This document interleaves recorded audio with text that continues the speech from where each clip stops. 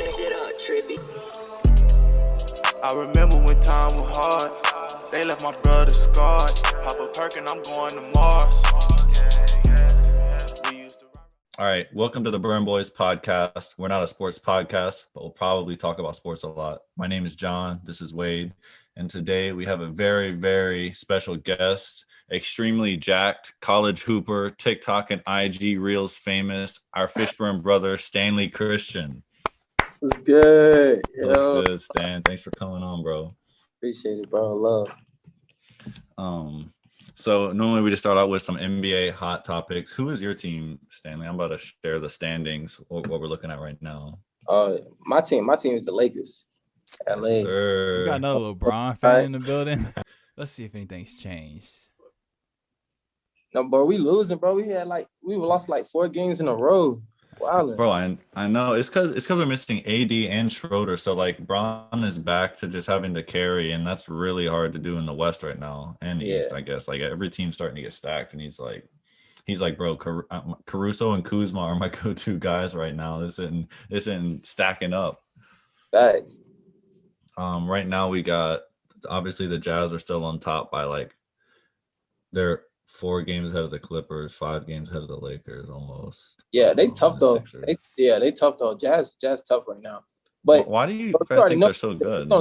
Everything gonna turn different when it comes tournament time. Because Bron gonna be Bron, and it's gonna be crazy. We're gonna get another ring. It's easy. You better hope your team healthy.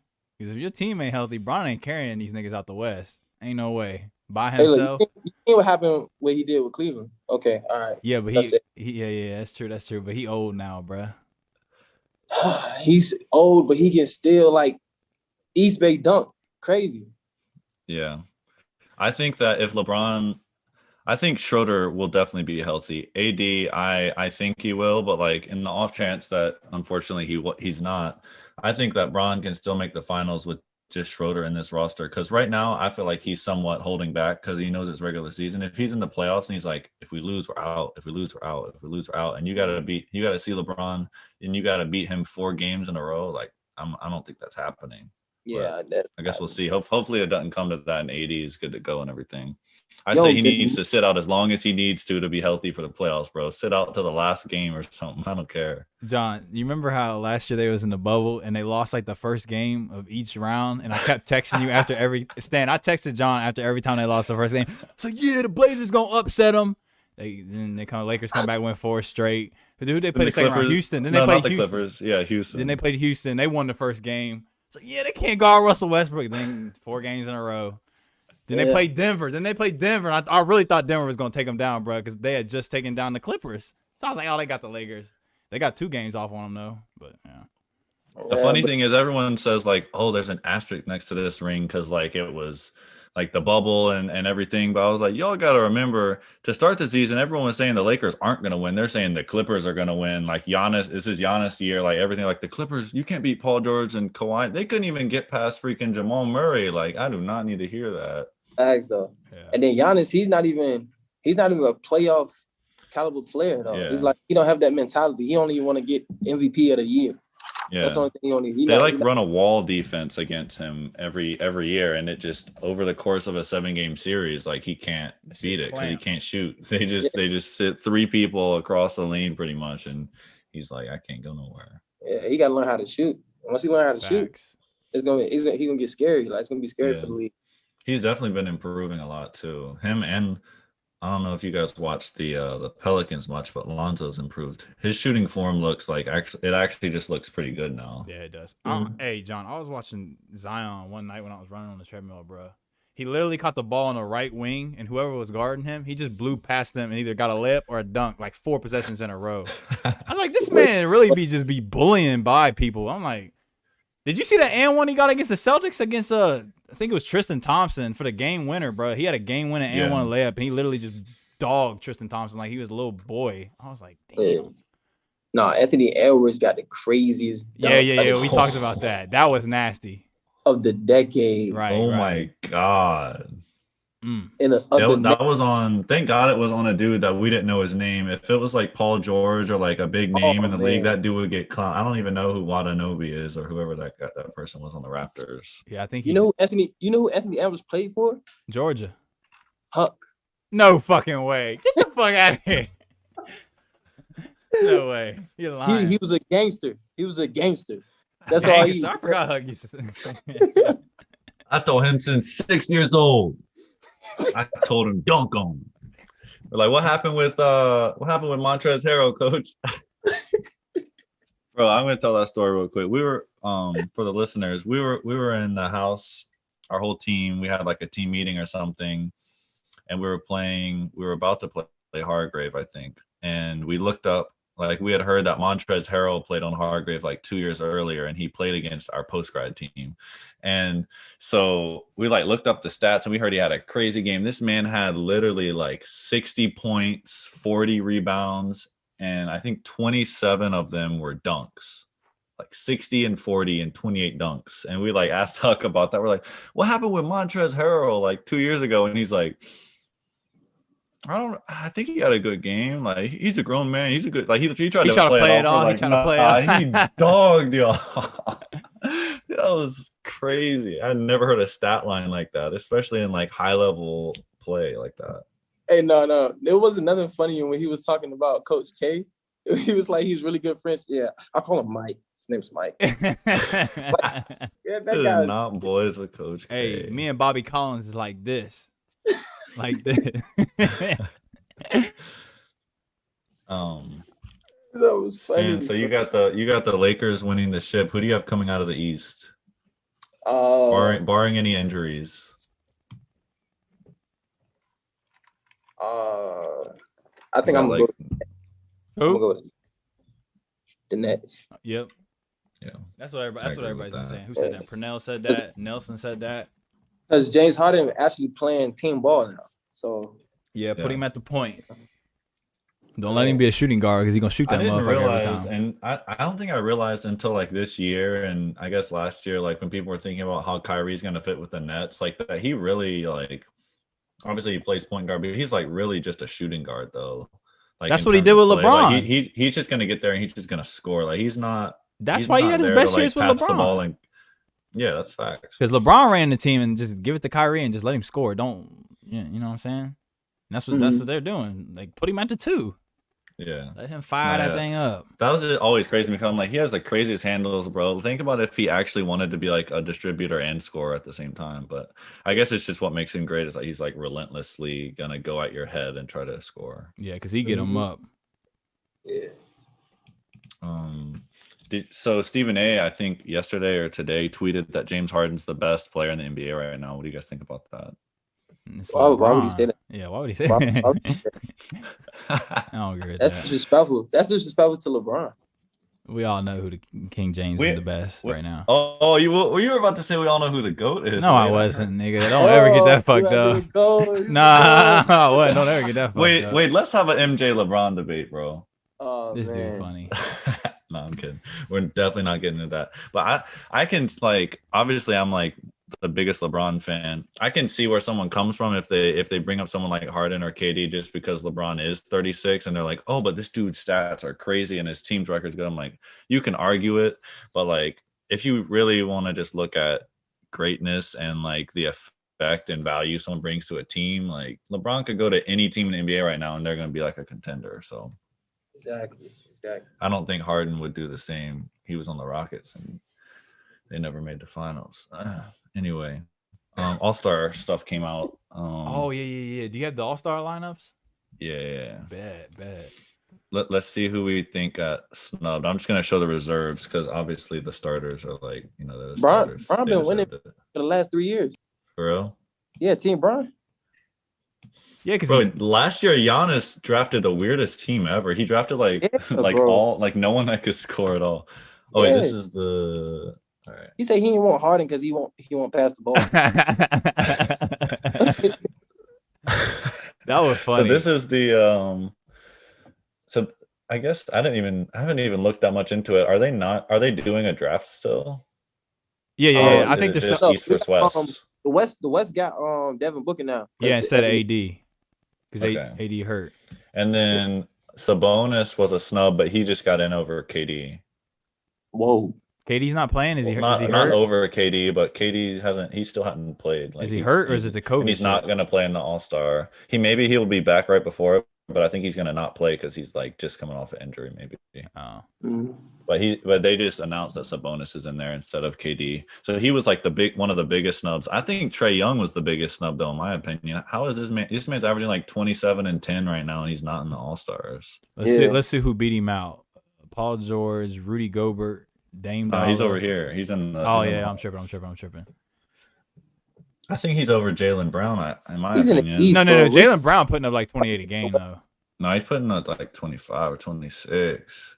Bro, I looked at their stat. I think Jaylen Brown averages like 26 and 6, and Trae Young averages like 27 and 10. And I was like, and they have almost the same record. I think the Celtics have one more win. So I was like, I feel like Trae Young deserved it, but I think he'll be like a 10-time All-Star by the time he's done anyway. So yeah, I wouldn't have picked Jaylen Brown over Trae Young.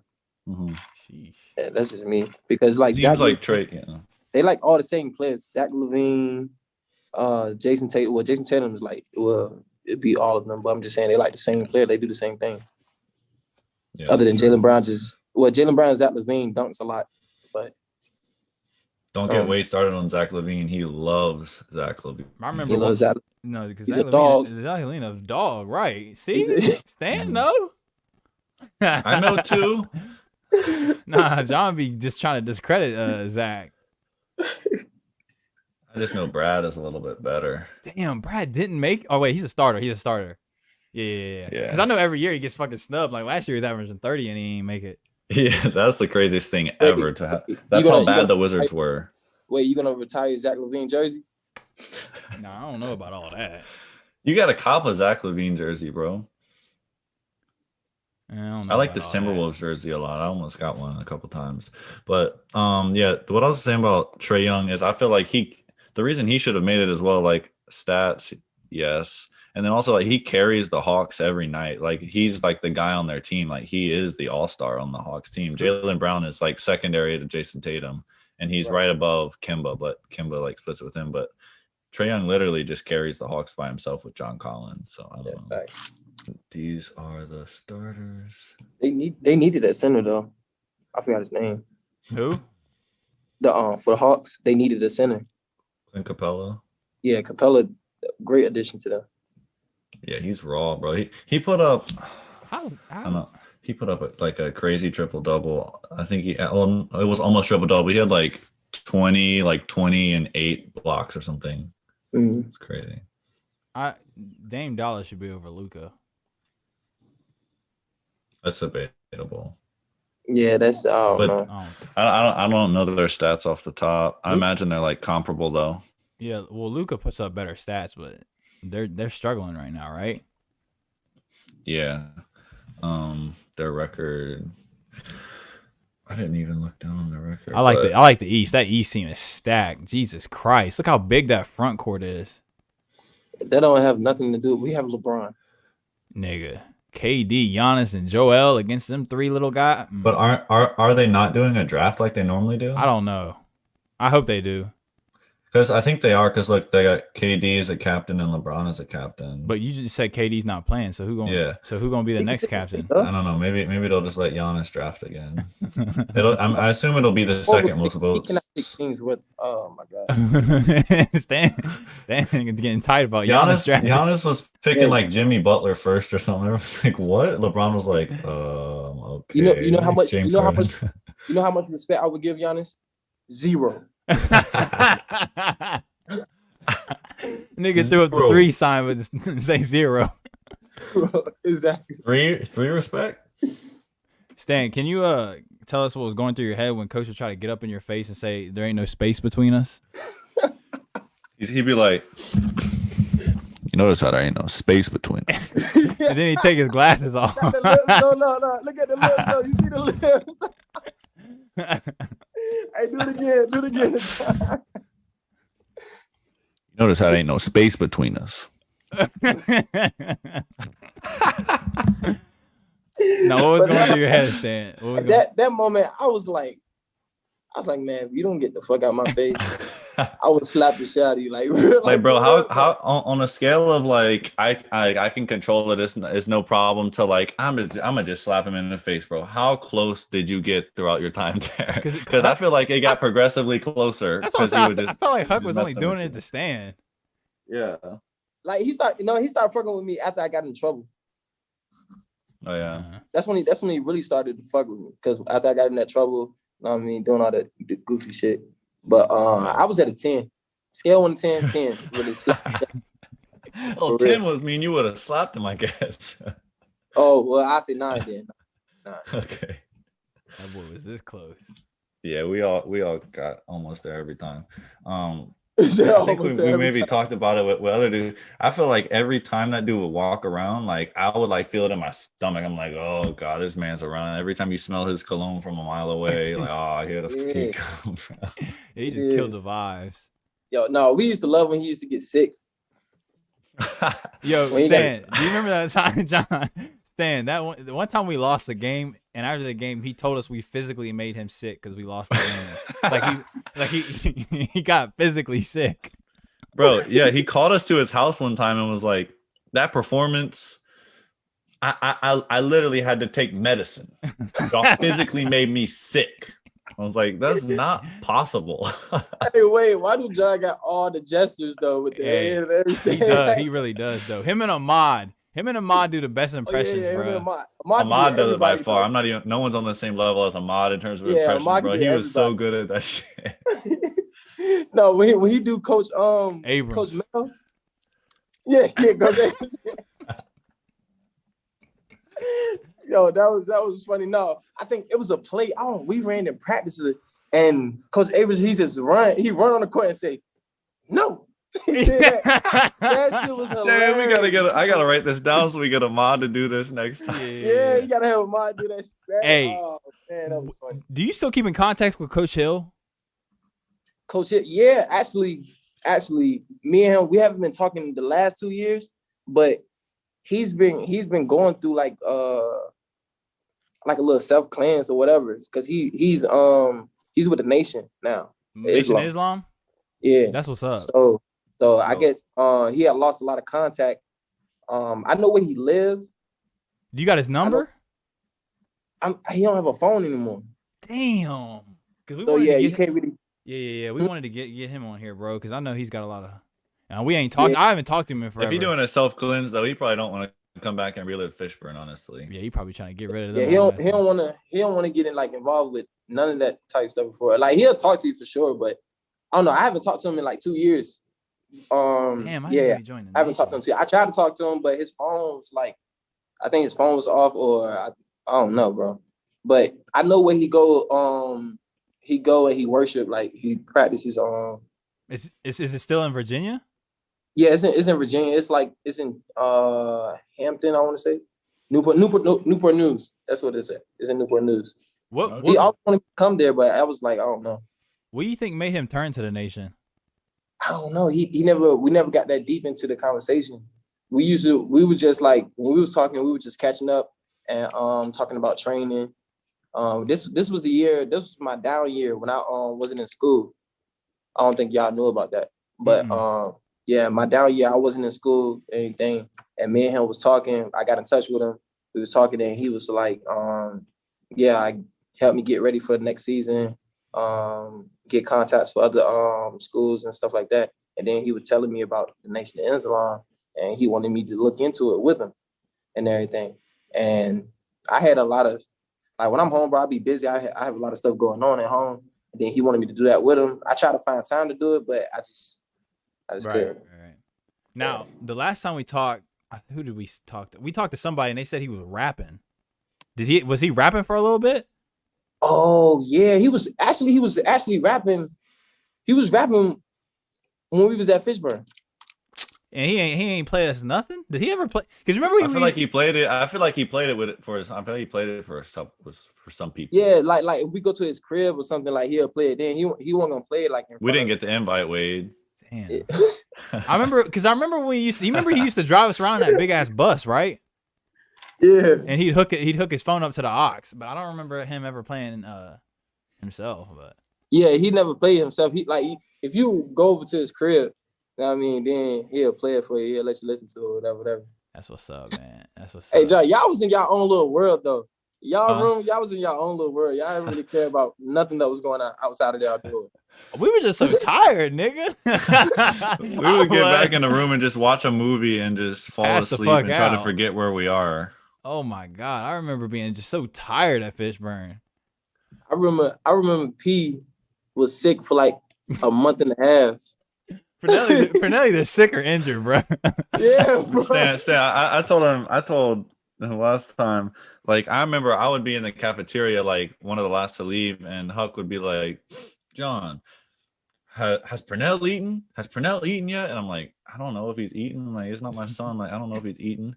And then he's like, bring him up a plate. And I'm like, why am I bringing him food right now, bro? You bringing us a plate? What are we talking about? Like, I just want to bring him a plate. Obviously, I did. But I'm like, bro, what? Yeah, John, get ready, cuss him out. Bring his ass that a food was plate. so trash. I was so mad because it was, I don't know. That was just a different time. That food was so trash. But if we could do it, if I could have done it all over again, I would though. I ain't gonna lie. I thought about that too. I'd do it too, but I'd be a completely different mindset. I'd be like Larry. Yeah. I'd had I don't give a fuck mindset, bro. Imagine if we hadn't let Huck get to us, bro. You know how nice we would have been. Yeah, facts though. Cause like it's not like he could have kicked us all off the team, so we could have just just went out and played our game and not just worried about what he had to say, bro. We would have been. Yeah. Yeah, that's true. I think. Who do you think did? I think Jeremy had that attitude. Because Jeremy was always low key, but like other than that, man, a lot of niggas got pressed when Huck would press them and it'd fuck them up. I don't know, John. The only thing I didn't like, he didn't give me the opportunity. He didn't give me the chance like how he gave all y'all the chance. So because he limited my my talent by I'm not knocking the NAIA level, but I'm just saying like my SAT scores was high enough for me to go to any school. Did he force you to commit there? Yeah, he forced me to commit there. And I didn't have nobody in my ear. Be like, yo, don't sign that paper. Right. And stuff like that. Nobody told me, not even Coach Hill.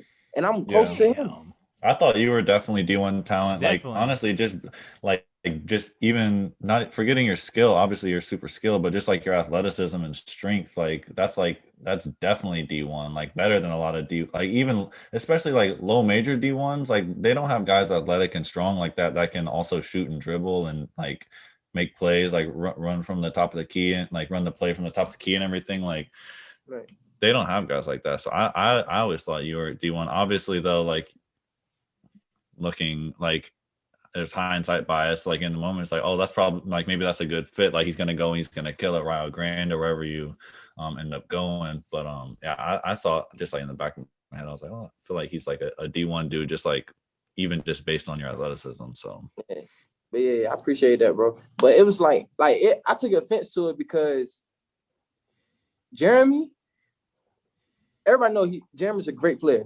Yeah. Jeremy's a great player. I love Jeremy game. In that classroom, no. Let me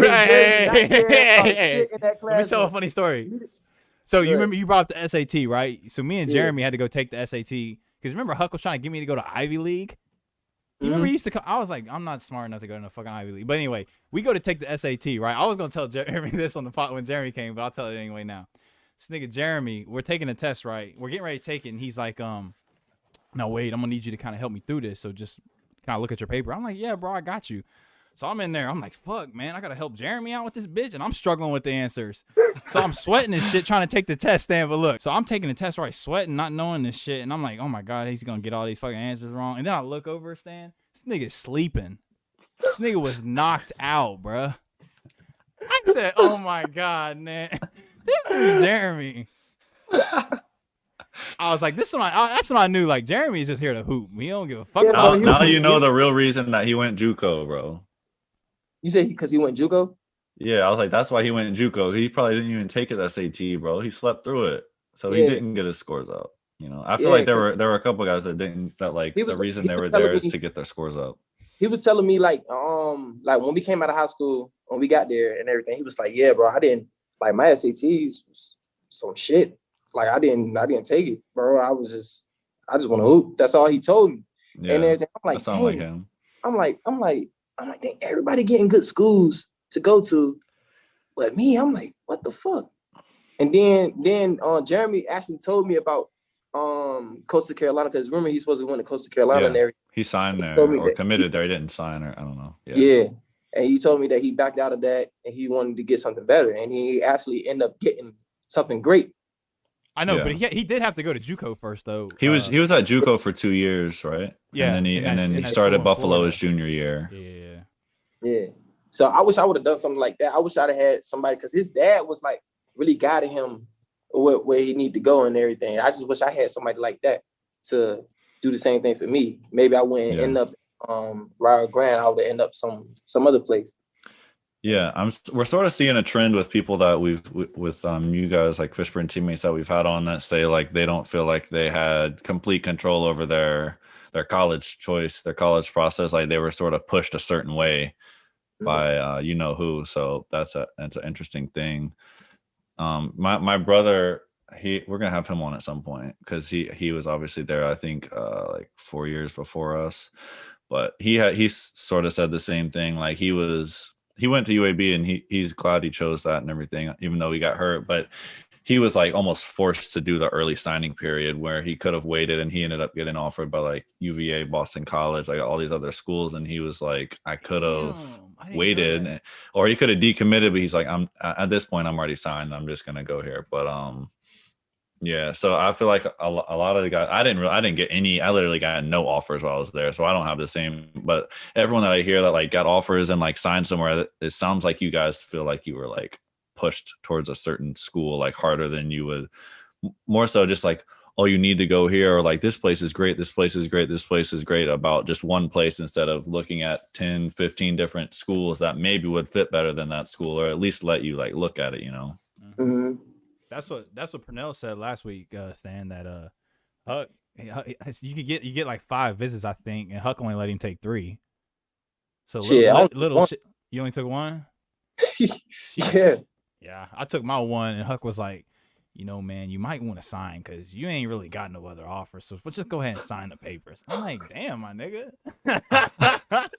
Yo, like, he's bro, like, I don't know what's wrong with that man. Like, I don't know, like, what possesses you in your mind? Like, you don't want to see another kid get to success. Like, like why you don't want to help them reach it? You feel me? Like, get them to the level that they can possibly get to.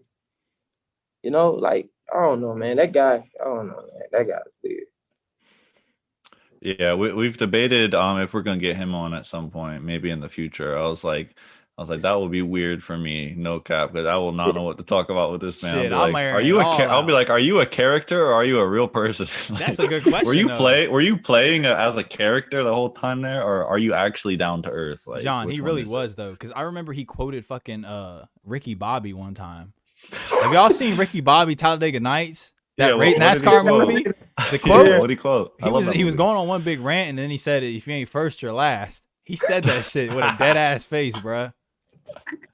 He probably heard someone else say it and doesn't even know what it's from. He's like, that's facts. Go to the anti-slugger.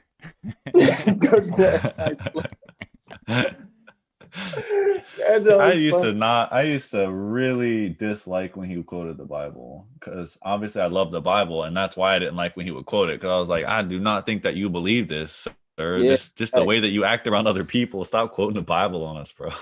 Right. And then what had me at bullshit was when he was saying that ESPN was it was somebody Skip Bailey's saying our attributes on ESPN. Oh, that was Paul Bancardi, I think's his name. Oh yeah, him. The ESPN but dude, it was everything that he was saying about us though. So Huck was just copying what he was saying? No, he never. I don't think he ever talked to that guy. He like Huck would be like, "You guys are soft. You guys like do this and this," and then he'd be like, "You know what? Paul Bancardi said you guys are soft. You do this and like say the exact same thing." We're like, "Did he say that or did you say that?" Yeah, that's how it was, bro. I was like, man, this guy here funny. And then remember he said like he had 6 degrees. That nigga just used to be lying, bro. Bro, he said he used to have a different flavor of the day in terms of girls in college. Flavor of the week. Dev got back from. I remember this. Remember when we took that big break for Christmas vacation?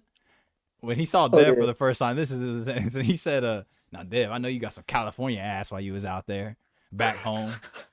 You know what I was doing. You know me. You remember he said." No, hey, remember we was about to play baseball in the gym?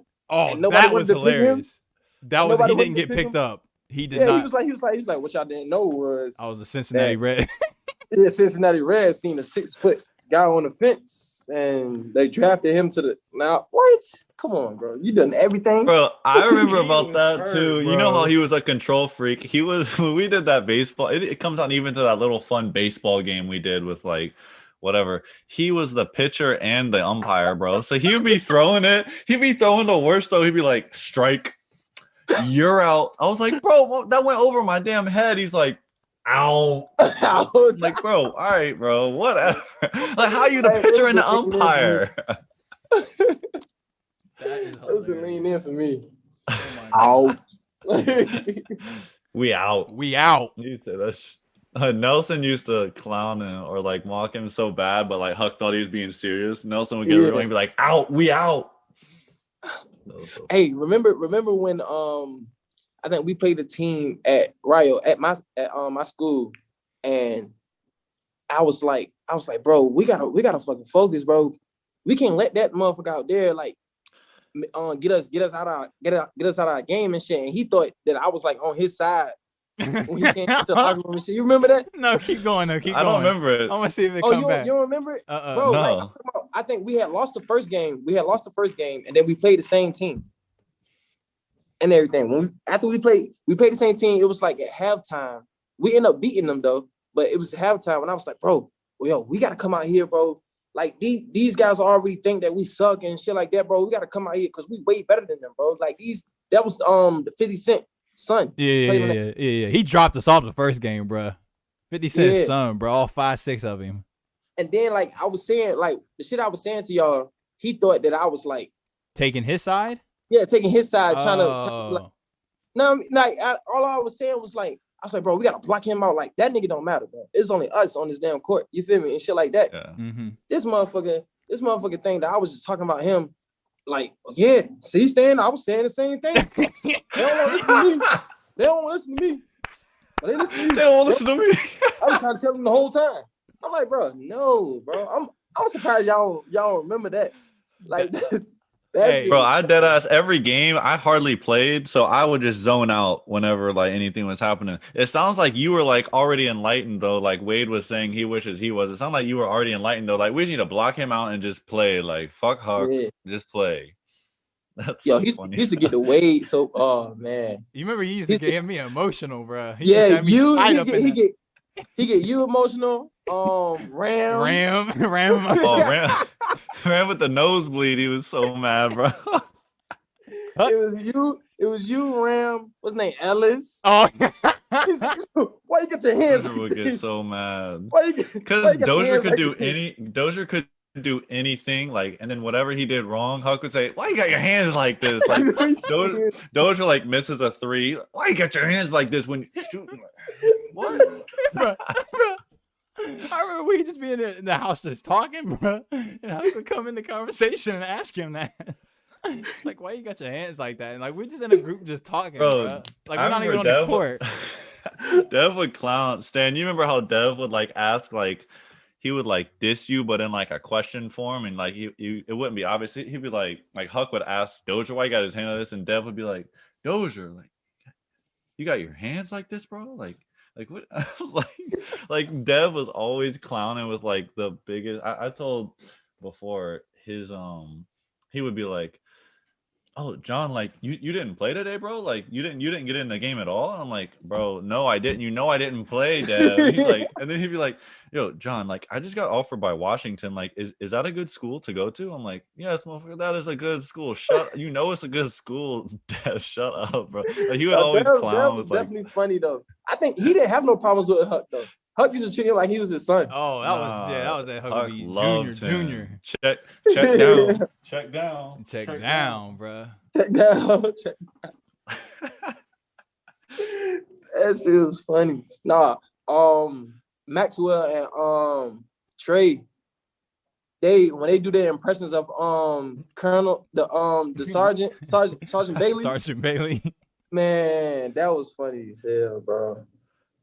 Who was it? Trey got us. He like pranked us one time. Y'all remember that? He pranked us with Sergeant Bailey. Like how called like PGs, called us down to the yard and like we were in trouble or something. That was funny. I call it the yard like we were in prison. He called us down to whatever. That really was jail though. That was jail though. Oh God, that was jail. Definitely jail. Niggas had to sign out to leave, and we grown ass men. Like what? I know. Niggas had to sneak out Stan, we got caught sneaking to McDonald's one time, and we thought we had broke the law because we just wanted to go get some food. I'm starving. We ate at 5:30. We're not allowed to eat until 7, and the food's only edible food is like the freaking hash browns. So like that is not healthy. I'm gonna get McDonald's. Yeah, that's funny stuff. I would do it all over again, bro, and just do it right. Yeah, I wish I could redo it too. Like when I look back at it, I didn't get offers while I was there, but like the only reason I got to go to Tampa and was because of Coach Steve, because he knew the assistant there and he got me hooked up there. And so from that, I've had like so many different good things happen in life since then. So I'm like, without Fishburne, I wouldn't have been there. So that's good. That's how I look at it. Yeah. I'm like, I felt like I could have gone. Like I felt like I could have been helped definitely more than I was when I was there, because like I literally had like. There was like Huck kept trying to push me towards like one D3 school that was like shit, like literal, like they weren't even good in their own conference. And then I was like, bro, I'm not going there just to play basketball. Like everything I've been told is don't go to a school if you're only going there for basketball. Like I was like, and I don't want to. It was like up north, like freezing cold. And I visited some other school that was it was right next to Buffalo where Germ went, but it was not Buffalo. It was called Madai College. Yeah. The coach was really nice and like down to earth. He's like, we're going to like run our offense through you. And I was like, first of all, if you're running your offense through me, you're not a good team, because I'm not a guy to have an offense ran through me. Like I can shoot and I can rebound. and I went there and he's like, I was like, how much snow do you guys get? He's like, honestly, we're going to get about 4 feet this year. I was like, 4 feet? I was like, how do you go anywhere? And he's like, yeah, the good news is that it's only a 3-building campus. We got the gymnasium, classes, and then like food, and it's all connected. So you can like, I was like, that's good news that it's one building. How's that good news? I was like, I'm not coming here. That is horrible. I know. I was like, bros, I am not going to any of these places. Like I will freaking go to community college and just chill before I go to these places and just for 4 years for no reason. Coach Steve was the weirdest. Why, Stan?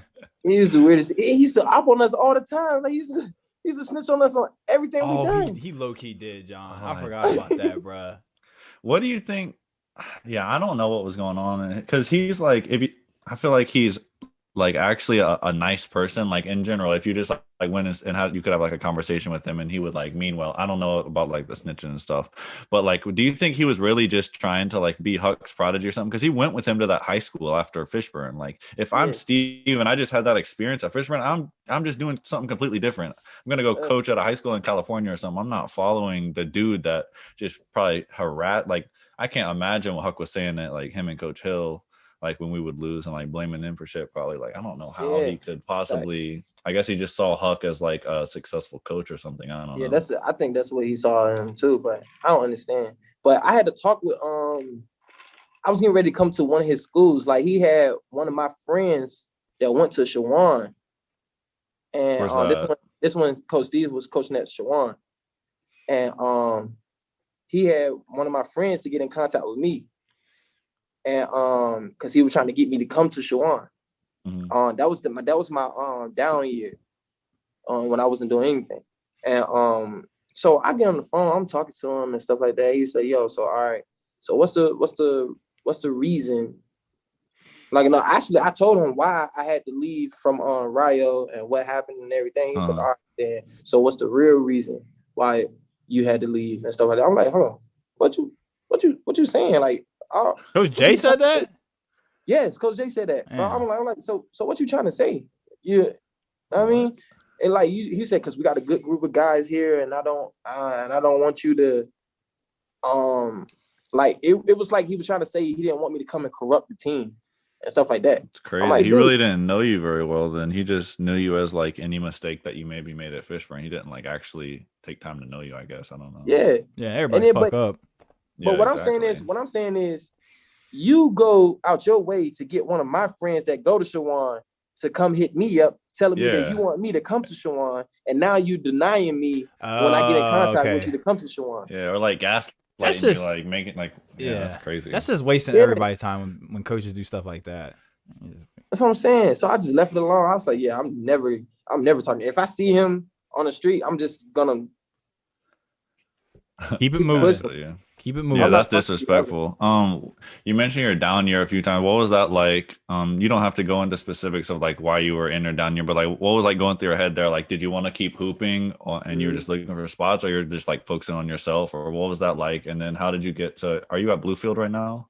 Yeah, I'm at Bluefield right now. Okay, and then how did you get to Bluefield? Okay, so my down year was like a humbling point for me.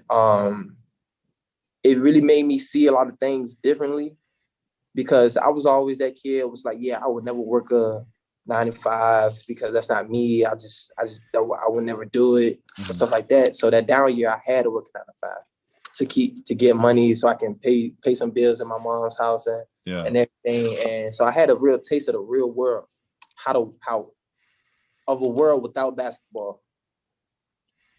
I had a taste of that, and that year, I was like, yo, I'm never doing this ever again. We talking about tireless days. Oh my gosh. I was so tired. I'm working and from like literally from 7 a.m. to 7 p.m, doing all this. And then on top of that, I went to a community college to keep my grades up. And so I'm working, going to school. I'm working full-time, going to school part-time, and still trying to stay in shape, and it was really tough. It was that's really like tough. 3 jobs right there.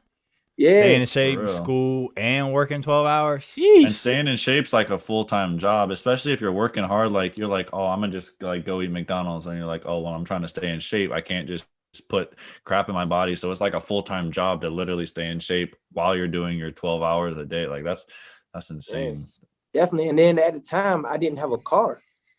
So I'm not the type that like, yo, can you come pick me up or stuff like that. Like if I'm messing with, like, say if I have a girlfriend or a lady friend or whatever, and like me and her real cool, and she'll come pick me up from time to time. But if it's not her, I wouldn't call and ask nobody to come out their way to come pick me up to take me to certain place. So I just walk everywhere. Sheesh. And then so I had a cousin that has a car dealership. And he told me just get $1,000 and bring it back to him. He gonna give me a whip, and that's exactly what I did. I saved up, got $1,000, and my first whip was a Nissan Altima. And once I got that, shout out your cousin. Yeah, shout out my cousin for sure. And once I got that car, I would say, bro, I ain't have that car less than a month. It breaks down. Crazy, right? And so he threw me another car. It's a car that I currently have right now. It's an Impala, 2009 Impala, because I told him that I really love Impalas. So I went through it with this car, bro. I'm talking about it. I didn't let it. I was learning from the mistakes that I had with the previous cars, and this car was breaking down. It wasn't starting. It wasn't doing anything. I'm like, bro, what is going on here? You feel me? Like, and then so I had stopped working out for a while. I stopped working out for a while because I was paying a trainer to work out. So I had stopped doing that for a while, and I just started like doing my own thing, like going to the basketball court like late at night, early in the morning, like to like 4 in the morning and stuff like that, like to keep myself right. But I put all my money into that car, and to keep the car up and running. And it was just like right after that, it was just more stuff just happening. And then I met this guy. One day. I was on the court. I had the little plastic bag over the ball, to keep the handles right. And then I was actually Chris Paul. I think Chris Paul used to do that. He's like the first one I heard of. Yeah, Kyrie was the first for me. Yeah, that's how I heard Kyrie did it. Oh, maybe it was Kyrie then. Yeah, And then I was actually shooting with it too. So this guy just walked up to me. He was like, "Yeah, so why do you have the ball over the? I mean, why you have the plastic bag over the ball?" I said, "Oh, it helped me with my handles and everything." He said, "Okay, well, why you was shooting with it?" I was just getting there like a good rotation. Because like you can get the ball any way, like, and some people gotta say if you get the ball a different way than you normally get it, and you gotta spin the ball back right to get your fingers right and stuff like that. And I said, I just want to be able just to do it. I won't have to take that time off. I can just go up and shoot it. He was like, "Oh well, yeah, that's interesting. You play at any school or anything?" So he was getting to know me and stuff like that. And then he actually took the time out of his day to take me around to schools in my state, and talk to these coaches and everything. So we went from school to school. We went to Christopher Newport. We went to Norfolk State. We went to Virginia Wesleyan. We went to what was Virginia? After Virginia Wesleyan. Oh, he got in contact with the school that Ahmad went to. Maryland Eastern Shore. Yeah, Maryland Eastern Shore. He got in contact with them. He got in contact with Delaware State. What about Virginia State? Because I know Purnell went there. I think Purnell's there right now. Yeah, I was going to go to Virginia State. And it's crazy because I was going to go to Virginia State, but they had offered me, like, first, the way he was talking, like, the way Coach Blow was talking to me, he was like, "Yeah, you're going to you're gonna come here. Yeah, you're going to play wing for us. You're going to do this, you're going to do that, and we're gonna win."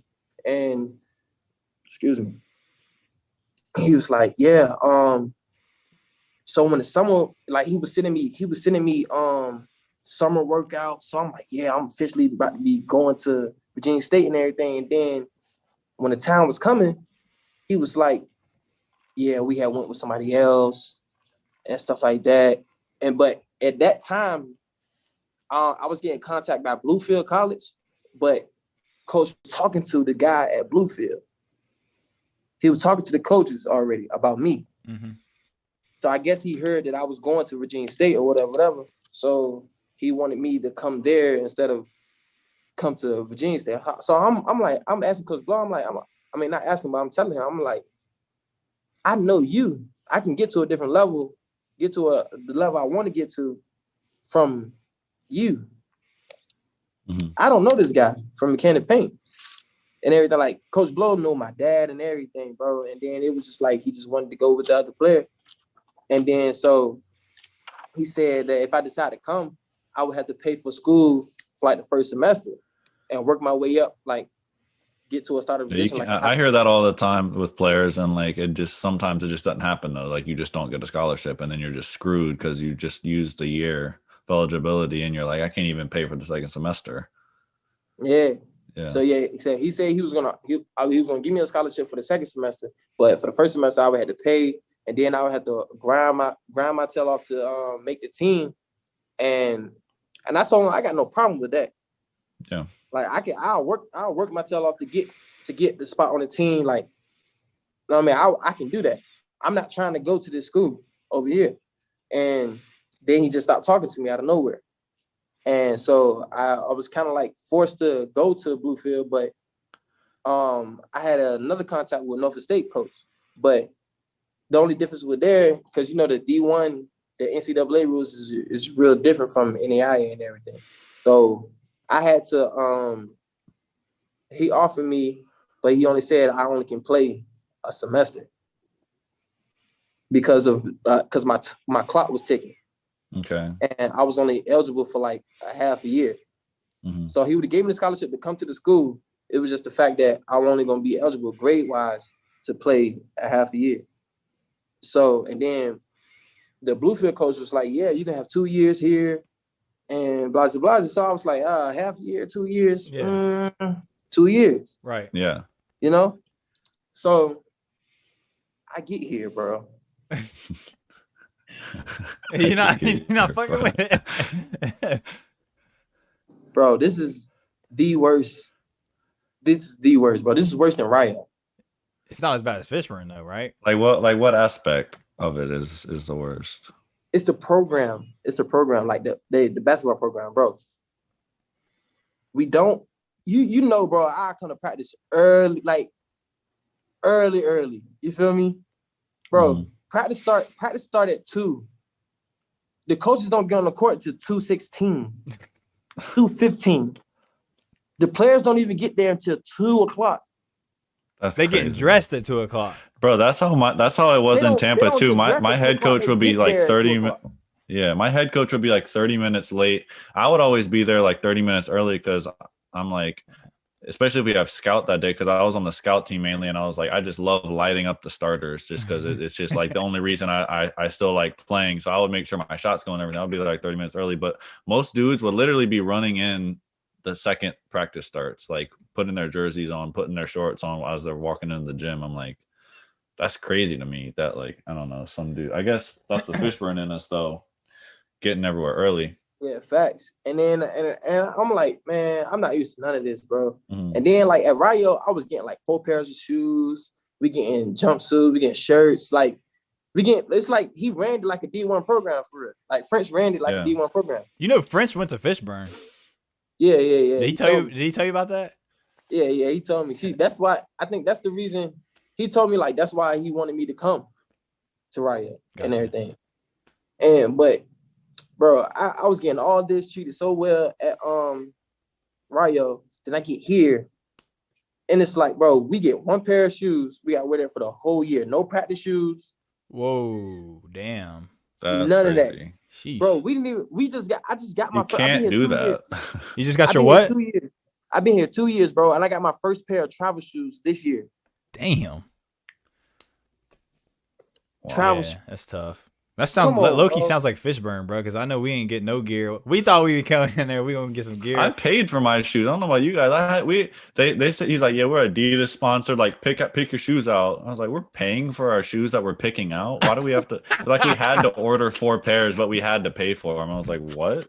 Why do I need 4 pairs of shoes I don't want? Yeah, right. And I had the generic shoes. Y'all had D Roses. I had the generic. Adidas. I had some generic joints too. Them I got the generic maroon. The big ass maroon ones, bro. I think I saw mine. They might be in the bottom of my closet. I'm not gonna look for them. But I think I saw mine. Those ugly ass maroon ones the other day, bro. The only ones I liked were the Addy Lights that I had, Wade, and I wore them for 2 games. In the second game, my foot tore all the way through the bottom of it. I was like, "Are you kidding me, bro? Like, I'm not athletic like that. If I can rip your shoe up, there's a manufacturing issue. I don't fuck with Adidas like that. Yeah. So like the only thing, like, I just been learning about life on the path that I've been going. So I'm more considerate and more humble than ever. I still got a little temper on me, but I just learned how to just hold it captive and not give a reaction to everything. Right. I mean, you can use that to your advantage too, like a temper, like that's really just seen as like emotion, and emotion is good. Like, if you don't have any emotion about anything, you don't have any passion. If you don't have any passion, then you're not ever gonna like be able to pursue anything successfully, in my opinion. So like, I feel like just being able to like capture that, see where the anger is actually coming from, like what it means, type shit. So like that's good. Isn't it weird how like people always say like, oh, like time will tell, or like you'll like be wiser when you're older, and like that shit's actually true. Like, we can look back on Fishburne and like really see it from like a bird's eye view, and it's like, and not just Fishburne though, like everything that we've gone through, like you just can definitely like see yourself like being wiser, seeing stuff that actually matters versus stuff that doesn't matter. That's what I always be thinking. Like, please, I wish I could just go back and drop me back to like I was a freshman in high school. I'd have done so much shit, so much. Bro, different. If I was the freshman, if I could go back right now, freshman in high school, bro, I'm going D1 because I would know exactly what to do. I'd be like, the game is going towards a stretch 4 who can shoot threes. That's me. All I got to do is get 10 rebounds a game, and I'm going D1. Facts. I would do the same exact thing. I would pay attention more in class. I would go to class. I would. It's so many stuff. That's about it. He's like, I just needed to go to class. Just go to class. Because I didn't go to class. I was like, and it's crazy. It's crazy because like our high school was like, it's a minority school. You feel me? So they don't really care. Like if you like the star player of basketball, they don't really care. They're just gonna pass you. It's crazy. Yeah. And stuff like that. They didn't care. So me, I was like, I don't want to do the schoolwork anyways. So You know, like it was just crazy. But yeah, I forgot to tell y'all. When I got here, they were saying, "Oh yeah, you're gonna have this, you're gonna have that, and that, and this." Bro, I didn't have a dorm to stay in when I got on this campus. Damn. Classes start 2 days prior. I didn't have a dorm to stay in. I slept in my car. God damn. Days. Are you kidding Exactly, me? bro. I slept in my car for 2 days. And they said I was gonna have 2 years. I ended up playing a year and a half. So last year I had a half a year, and I played a full year this year. And they kept switching up the date. They said, "Yeah, you're gonna play by December 14th," and then they gonna come to me and was like, "Why you telling everybody you playing by December 14th?" I'm like, "Bro, I'm not telling you, telling me that." You know what I'm saying? And then they say, "Yeah, you're gonna be good by January 2nd." No, you're not playing. Your date to play is January. I think it was 11th. Yeah, it was January 11th. That was the date that I was gonna play, bro. No, 15th. January 15th. It was January 15th. Was the day I was gonna play, bro. I was so furious, bro. Like they lied about every single thing here, bro. And it's crazy because you know how you had a beginning of the year meeting with the whole team and everybody. I ain't go to it. The reason why I ain't go to it because like, bro, I'm sleeping in my car for like for a few days, 2-3 days. I go home to my second home. My family live in Charlotte, North Carolina. So, and that's only 2 hours away from here. So I go there and I stay there for like 2 weeks because I'm like, and then the coach called me. He was like, "Yo, where you at? Like, you're not coming to the beanie?" I said, "No, bro. I've been sleeping in my car." Right. Yeah, that's bro, ridiculous, I'm bro. sleeping in my car. I like, can't believe what? that. You're not inviting me to your house to stay in your crib, sleep on the couch. Like, you didn't invite me. None. Like, that's why I tell my guys that like I can't respect this coach because it's the off the court things that he don't do. I can't imagine bringing a player and recruiting them, selling them like he sold to you, and then not even worried about if the dude has a place to stay. Like that's crazy to me. I can't like that's below basic needs. Like every college basketball player should have a room on the campus. Like I feel like that's obvious. I don't know. That's crazy. Yeah. And then you got so much fees. Like, bro, I never heard of a comprehensive fee. What is it? An athletic fee? Athletic fee. What is? Yes, bro. Athletic fee. What other fees it is? I don't know. It's a lot. It's a lot more fees, bro. A comprehensive fee is a fee that you gotta pay to stay in your room. And then the athletic fee, I don't even know what the athletic fee is, bro. Like I just don't know. Like I looked it all up on the student shit, like on the student website and all that, bro. I don't even know what half of this stuff. And then they take out loans. They take out loans without your permission. Damn. To pay for your school. Like it's wicked, bro. Like this is That like is crazy. the worst place to come to, bro. Like this is like the worst place, bro. I just want to give a quick shout out to ULM for not ever having to make me pay for anything and getting my 4 years for free because that sounds like some bullshit what they got you going through, bro. Yes, Damn, bro.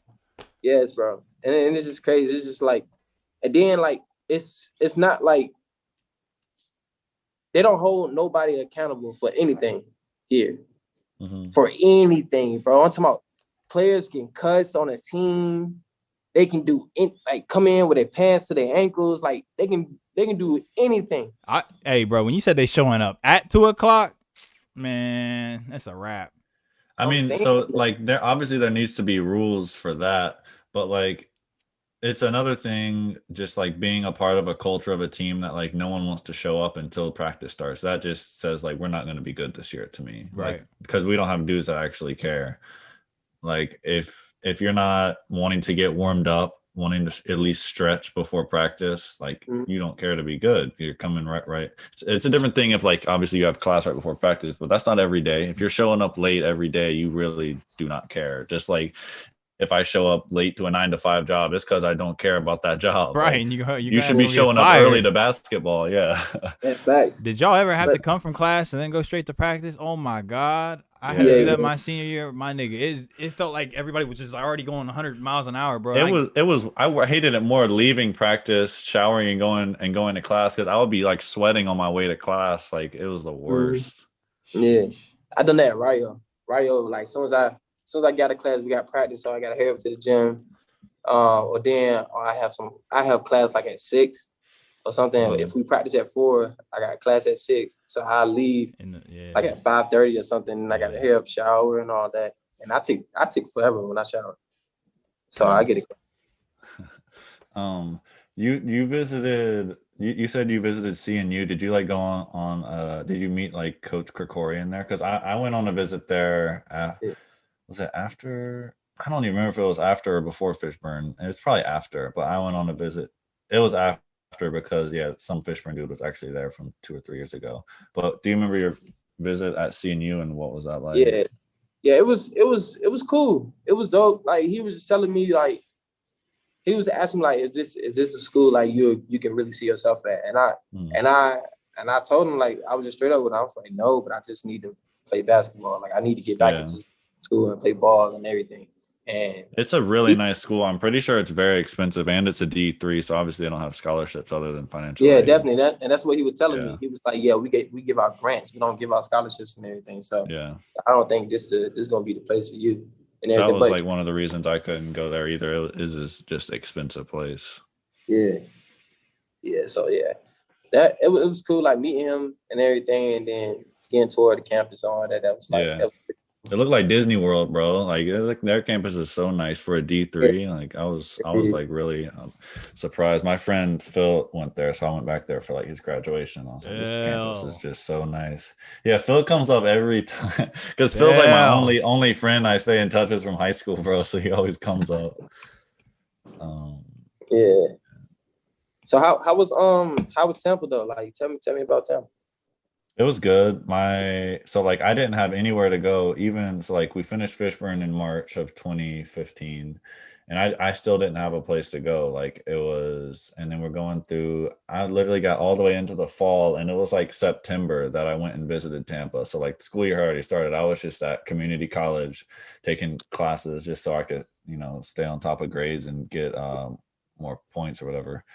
And so I was like, I don't know where I'm going, and then. Coach Steve, because I was like reaching out to him because Huck wasn't doing anything for me. He pretty much just like cut us off, and I was like, damn, bro, we really spent $30,000 on this school and like on Fishburne, and like we didn't get nothing out of it.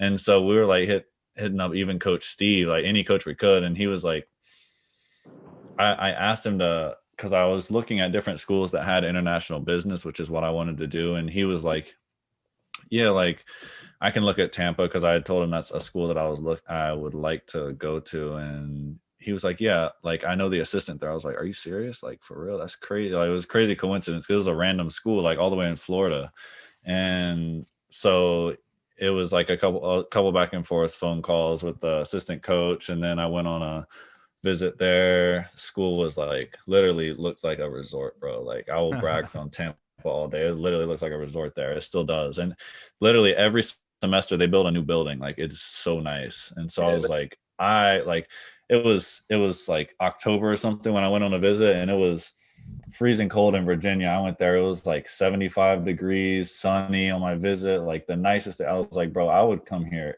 anytime.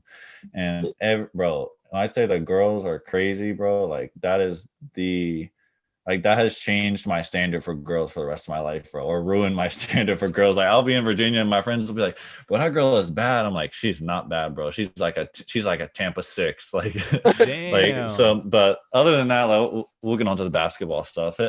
Basketball, like my freshman year, obviously I couldn't play because I came halfway through. I just practiced with the team. So that was good. Kind of like, basically that semester I was just showing them what I'm good at, which is really just shooting, you guys know. And then sophomore year, didn't play much, still just scout team. Junior year, we like brought in this 7-footer and like 2 other big men that like 2 of them got hurt, 1 of them got kicked off the team. And so it turned out like by the end of the year, I was like starting at 5 for our team. And I went from like playing no minutes to starting. And I was playing well. I was scoring like 8 points a game. Like eight, and like 8 points a game. But like I was happy with that because I was like literally not playing before to like having my first start, and so that was dope my junior year. And then I broke my wrist like in a workout like in the off season after junior year, and then that kind of lasted most of the summer of me like rehabbing. Like I had like a cast on it, and I was like they like cut a hole in the not in my arm, in the cast, and so I would like do ultrasound treatment on the bone to like help it heal quicker. But I was doing that for months and it seemed like forever. I got to study and yeah, it was on my right hand, bro. So I was scared I was never gonna be the same. That shit back though. It's just still locked and loaded now. But from there, like my junior year, so it was still healing in the summer, and I went to my major was international business. I did that so that I would have to study abroad. So I like studied in Spain for a semester in the summer. That was like really cool. And then Hablo back español? My senior year. Sí. ¿Qué este nombre? What's my name? Me llamo Wei. Muy bien. Very good. This is the only thing I know in Spanish. Real talk. No me gusta la escuela. I don't like school. You don't like school. Bro, I was so bad in Spanish. I would literally go up to people and like it'd be like 50-50. I would like say something and it's either like they're gonna understand what I said with my terrible accent, or they're gonna like ask me a different question in Spanish like super fast, and I was gonna be like, never mind. I don't know. I'll just walk away. Yeah. But going into my senior year, I felt like I was poised to like be like a probably sixth man, because we had brought in another big man from D1, and so I was like, yeah, I'll get like 15 minutes a game. And then our first scrimmage, I pump faked, spun, and like got fouled and like landed on my wrist wrong and like re-injured it. Damn. For like 2 or 3 more weeks. And you guys probably see the same thing with coaches. Like once you're like on their mind that you're like an injured person, you're like on the back of their mind. They're like, next up, who's next up? We're playing. And so from me, like just getting in the lineup to like being back down the totem pole for most of my senior year, I still got some minutes. I played 10 minutes here and there.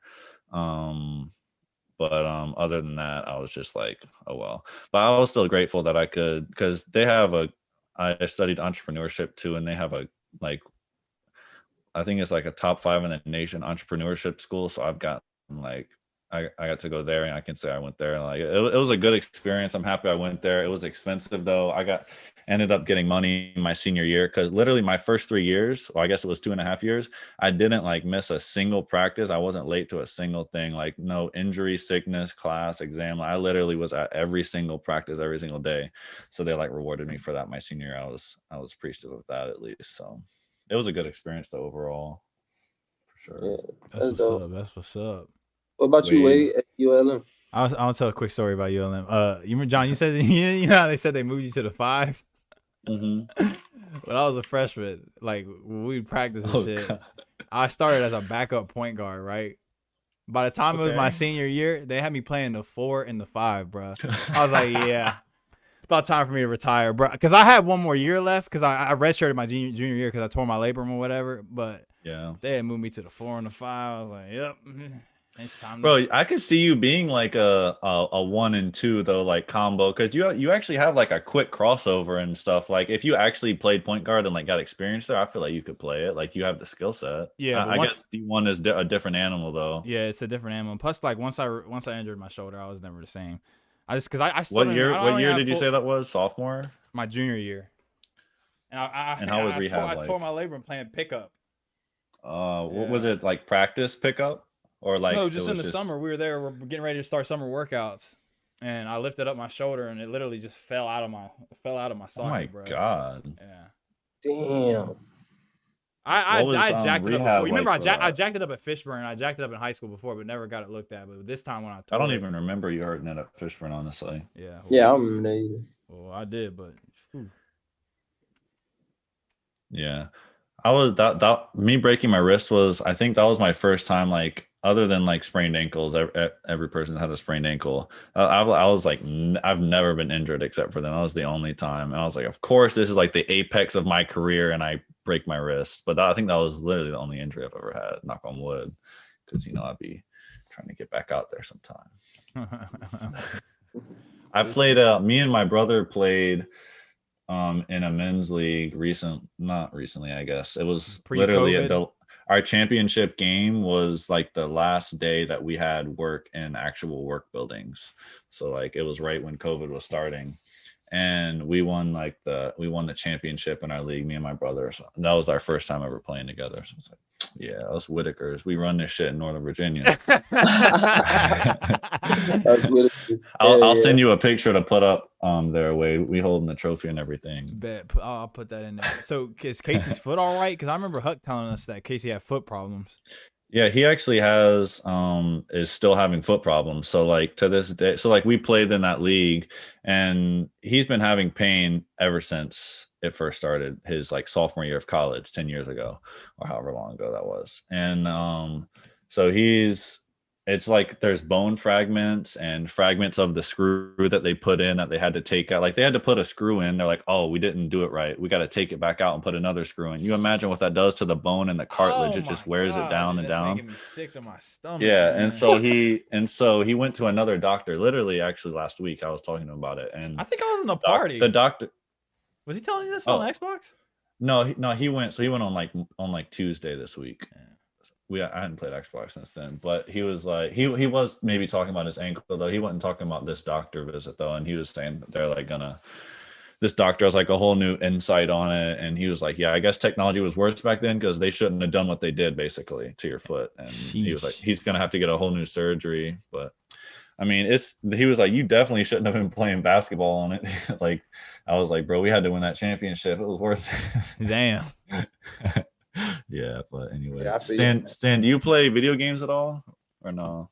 Yeah, I do, but I haven't played in a while though.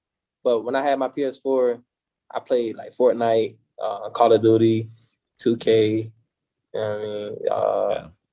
When I was younger though, I used to be a game fanatic though. I'm talking about I used to play like Final Fantasy. I used to play God of War. I used to play a lot of games like that.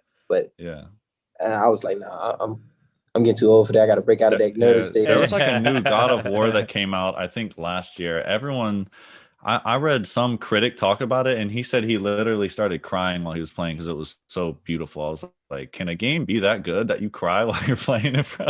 That's a nerd. You just have to really love games. That nigga's a nerd.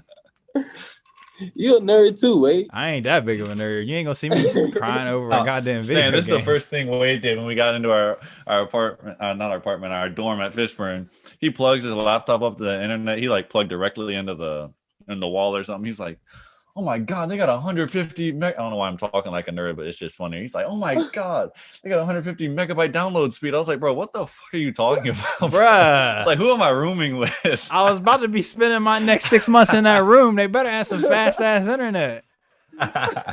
Stan, do you remember like they didn't even turn their Wi-Fi on all the time, bro. So like facts, though. Me, I don't know about y'all. Like I would load a movie while the Wi-Fi was working, and then once that bitch clicked off, it was off for the rest of the night. So we'd have to load. Bro, and then sometimes it wouldn't, like the loading would like have like it would go all the way, but like it would have like cut off halfway through, and so it doesn't work. It'd be like, oh, can't even see the end of the movie. Yeah, bro, I was watching the Super Bowl. It was the Patriots Seahawks Super Bowl. And it was when they should have ran it with Marshawn Lynch and they threw a pick on the end zone and lost to the Patriots. But literally right when they threw that pick, the Wi-Fi cut off because it was 10 p.m. or some shit. And I was like, are you kidding me, bro? Like, internet is like, you need to have internet. You can't even do homework and shit. Like this ain't preparing us for nothing. You don't have the internet your whole life. Anyway. Let me see. I got one thing. So I don't know if you're gonna remember this, Stan. So one time Huck had just cussed you out because you showed up to practice without a haircut, right?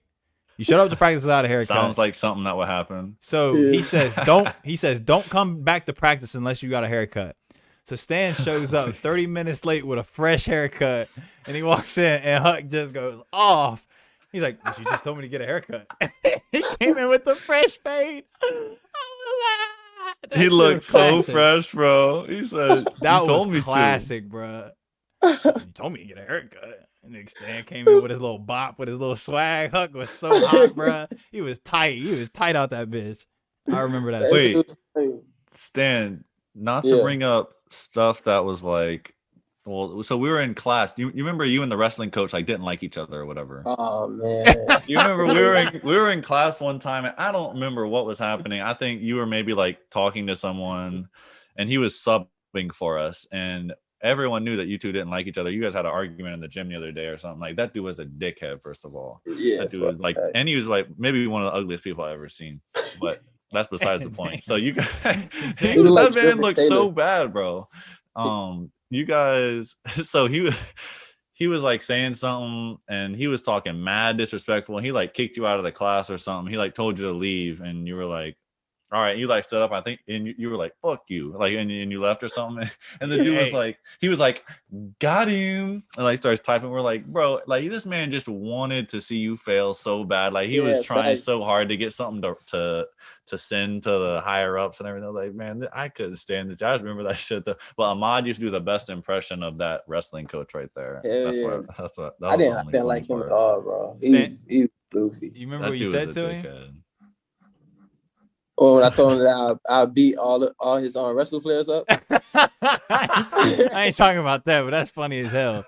You started doing. Funny. I'm from the 757. When niggas start clapping, niggas is mad. I'm from the 757. This how we get down or some shit like that. Stan was ready to throw them. Stan, that sounds like something you would say or not? Yeah, it sound like something. Hey, no, what's the word that you always like when I said the rah-rah? Are you talking that rah-rah shit? Rah-rah. Yeah. You just made me remember something. Because you and Trey Boyd had got into an argument like the first week. And I was like, why you and Trey arguing, man? Nigga was talking about rah-rah. I was like, what the fuck is rah-rah? John, Wade was so confused. He was like, wait, what is rah-rah?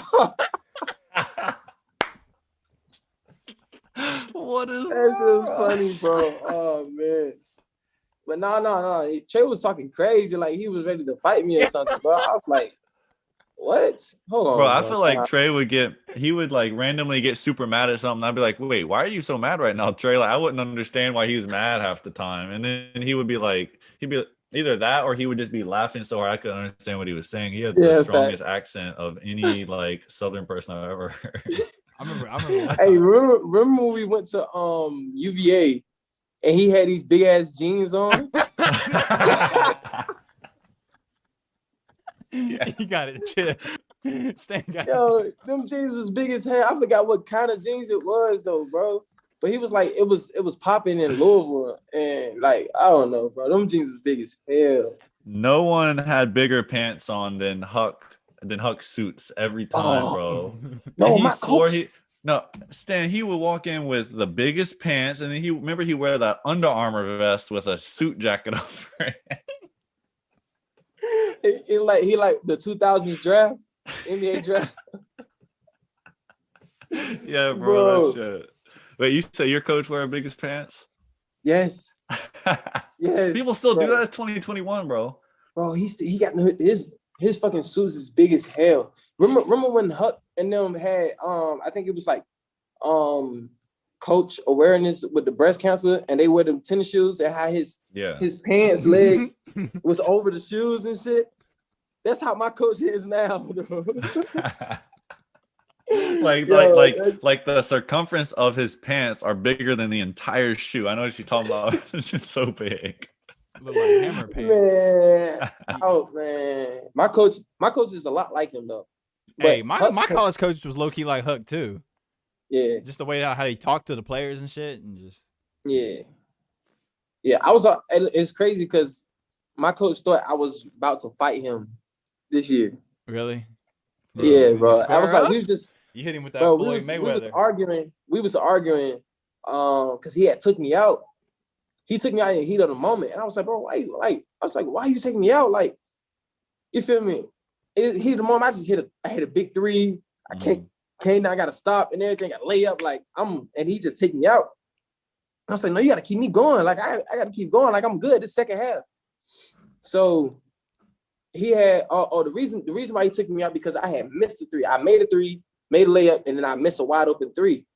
He had took me out, right? And I was pissed. And we come the same play. No, the second, like it was like a play after that.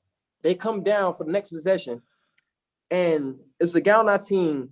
He did the same exact thing that I did, but missed it and everything, and he didn't take him out. Oh yeah. You gotta. I was like, hold on. I need the same energy. He need the same energy Keep that you that give same me. energy. Yeah, like keep that same energy with me. Yeah. He started going crazy. So I told him, I was like, yo, fuck out of here. Like I'm cussing the shit out of him. Like, you feel me? And he was like, don't cuss at me. I'm like, man, fuck out my face, man. I don't get like, bro. At this point, I'm fed up with this shit. Like, I'm really fed up with it. He's the only coach that I don't respect. Like, I kind of respected Huck a little bit, but he's worse than Huck. Damn. Sure. I feel like it's a different mentality too, because when you look at Huck, you're like, this is someone that can get me somewhere at Bluefield or wherever you're at now. You're like, this is where I'm at. Like, so like this dude, it's not like he can do anything else for me right now, you know? Yeah. But you're saying off the court? Huck will look after you off the court. Like, you feel me? Like, you'll come to his crib. You know what I mean? He'll fix you food. Like, he used to bring me food and shit when I was staying at his house. When I couldn't stay on campus. I heard he did that for some of the players. Yeah, like he'll go bring me food, come bring and shit like that. This motherfucker here, hell no, bro. It was a teammate.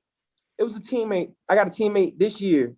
He couldn't go home because his car was he had gotten in an accident and his car was messed up, so he couldn't go home for winter break.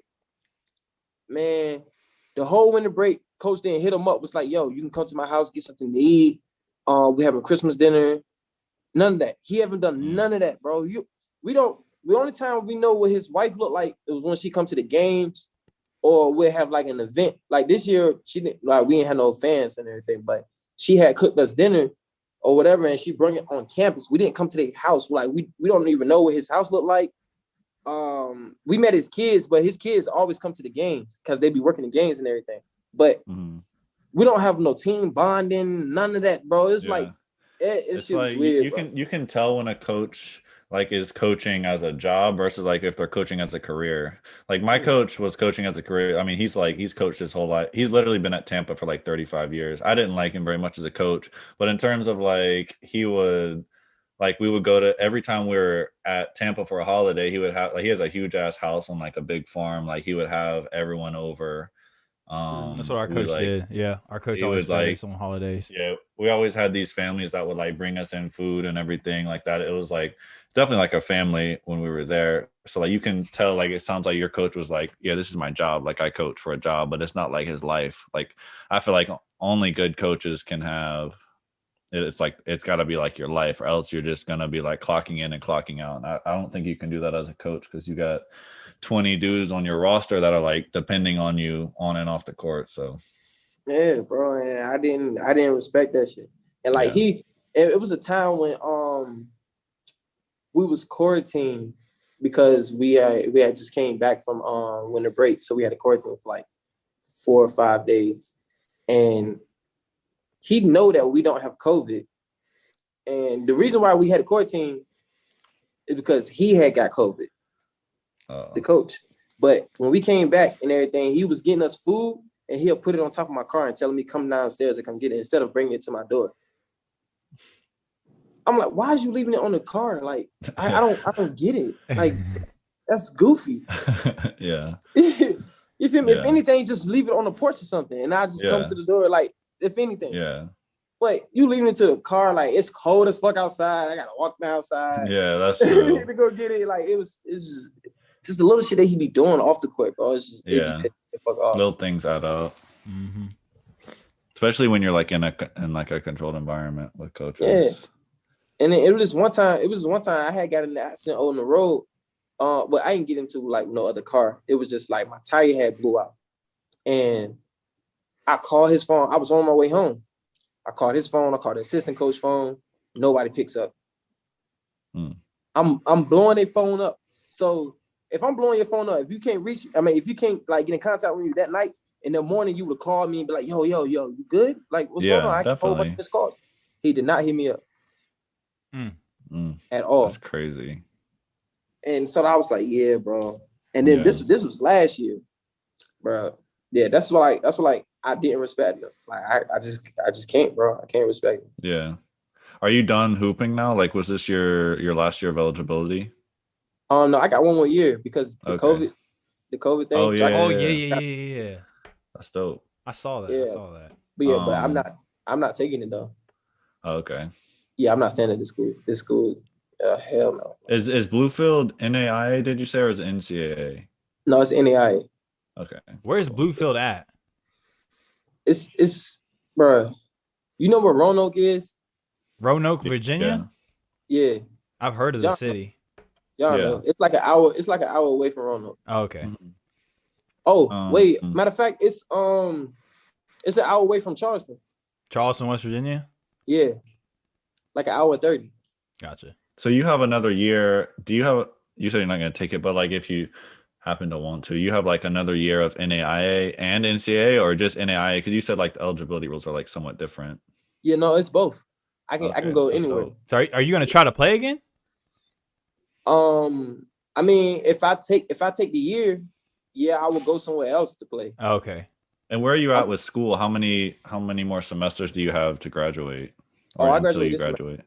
I graduate. Okay, that's dope. That's what's up, man. That's what's up, man. Finally, like you're gonna have your degree. You want to, and I'd say like even if you could go play, like there's a lot of places that have like 1 year master programs, and if you could get your master's for free, bro, at a place on the full scholarly, that would be sick. Coming out of college. Hold on. What places got the free masters? I mean, like 1 year master. I mean, there's a lot of them. You can Google them. Okay, yeah, I've just heard of people doing like 1 year master programs. It's like slightly different of a I guess of a title, but like it's another way to get like above your competition of a bachelor's degree, which is typical in like job resumes and stuff. Yeah, that's tough. Yeah, but yeah, I got a lot of people talking to me right now. A lot of agencies want me to sign with them, and so the guy was telling me that he got the countries that he normally get his players to is Australia, England, Croatia is where he lives, Italy.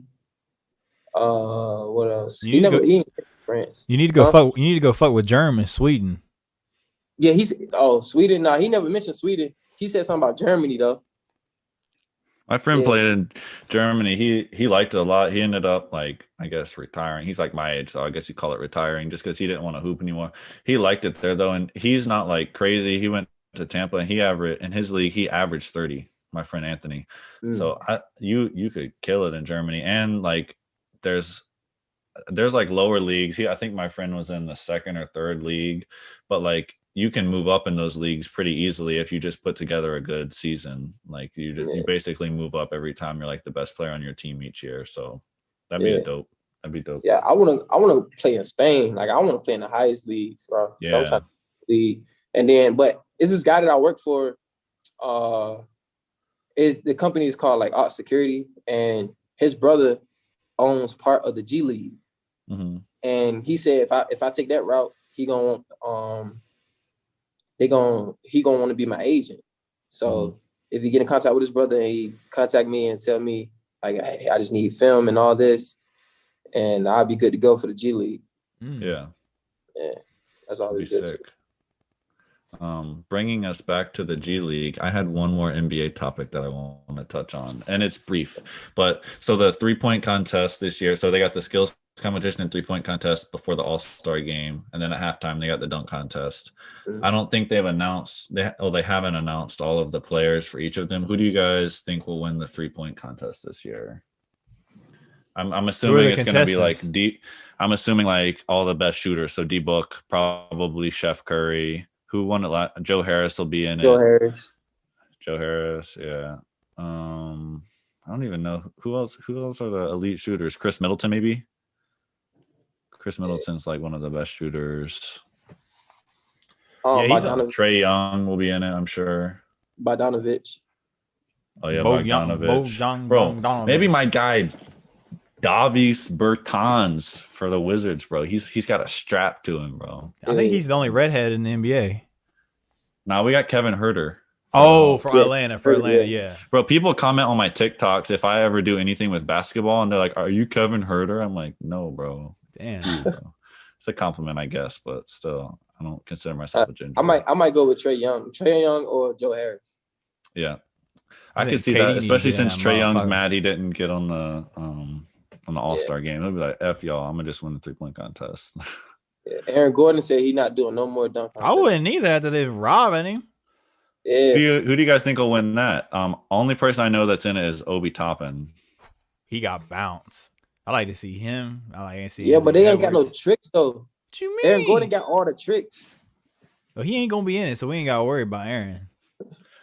Obi you got bounced. That nigga be I think taking off Anthony outside Edwards the might have paint. gotten a bid. Anthony Edwards maybe got a bid to it just for that dunk. That'd that be he had funny as last shit week. if he showed up to the dunk contest, drove baseline, and like reenacted that dunk. just had the somebody same stand dude under come. the rim. That would be crazy. But I would like to see. I gotta see Zion, bro. Zion, Zion for sure. Zion, Andrew Wiggins. I want to see Andrew Wiggins He do too it. old now, bro. I don't think he jumped like that. I saw him dunk the other day, standing look like a rim grazer, bro. For real? For real, This bro. guy, he's not a rim grazer. Bro, I saw him do a dunk and it was a rim. I can't let you call him a rim grazer when I am literally a rim grazer. So I'm like, what does that make me if he's a rim grazer? A net toucher. A net grazer.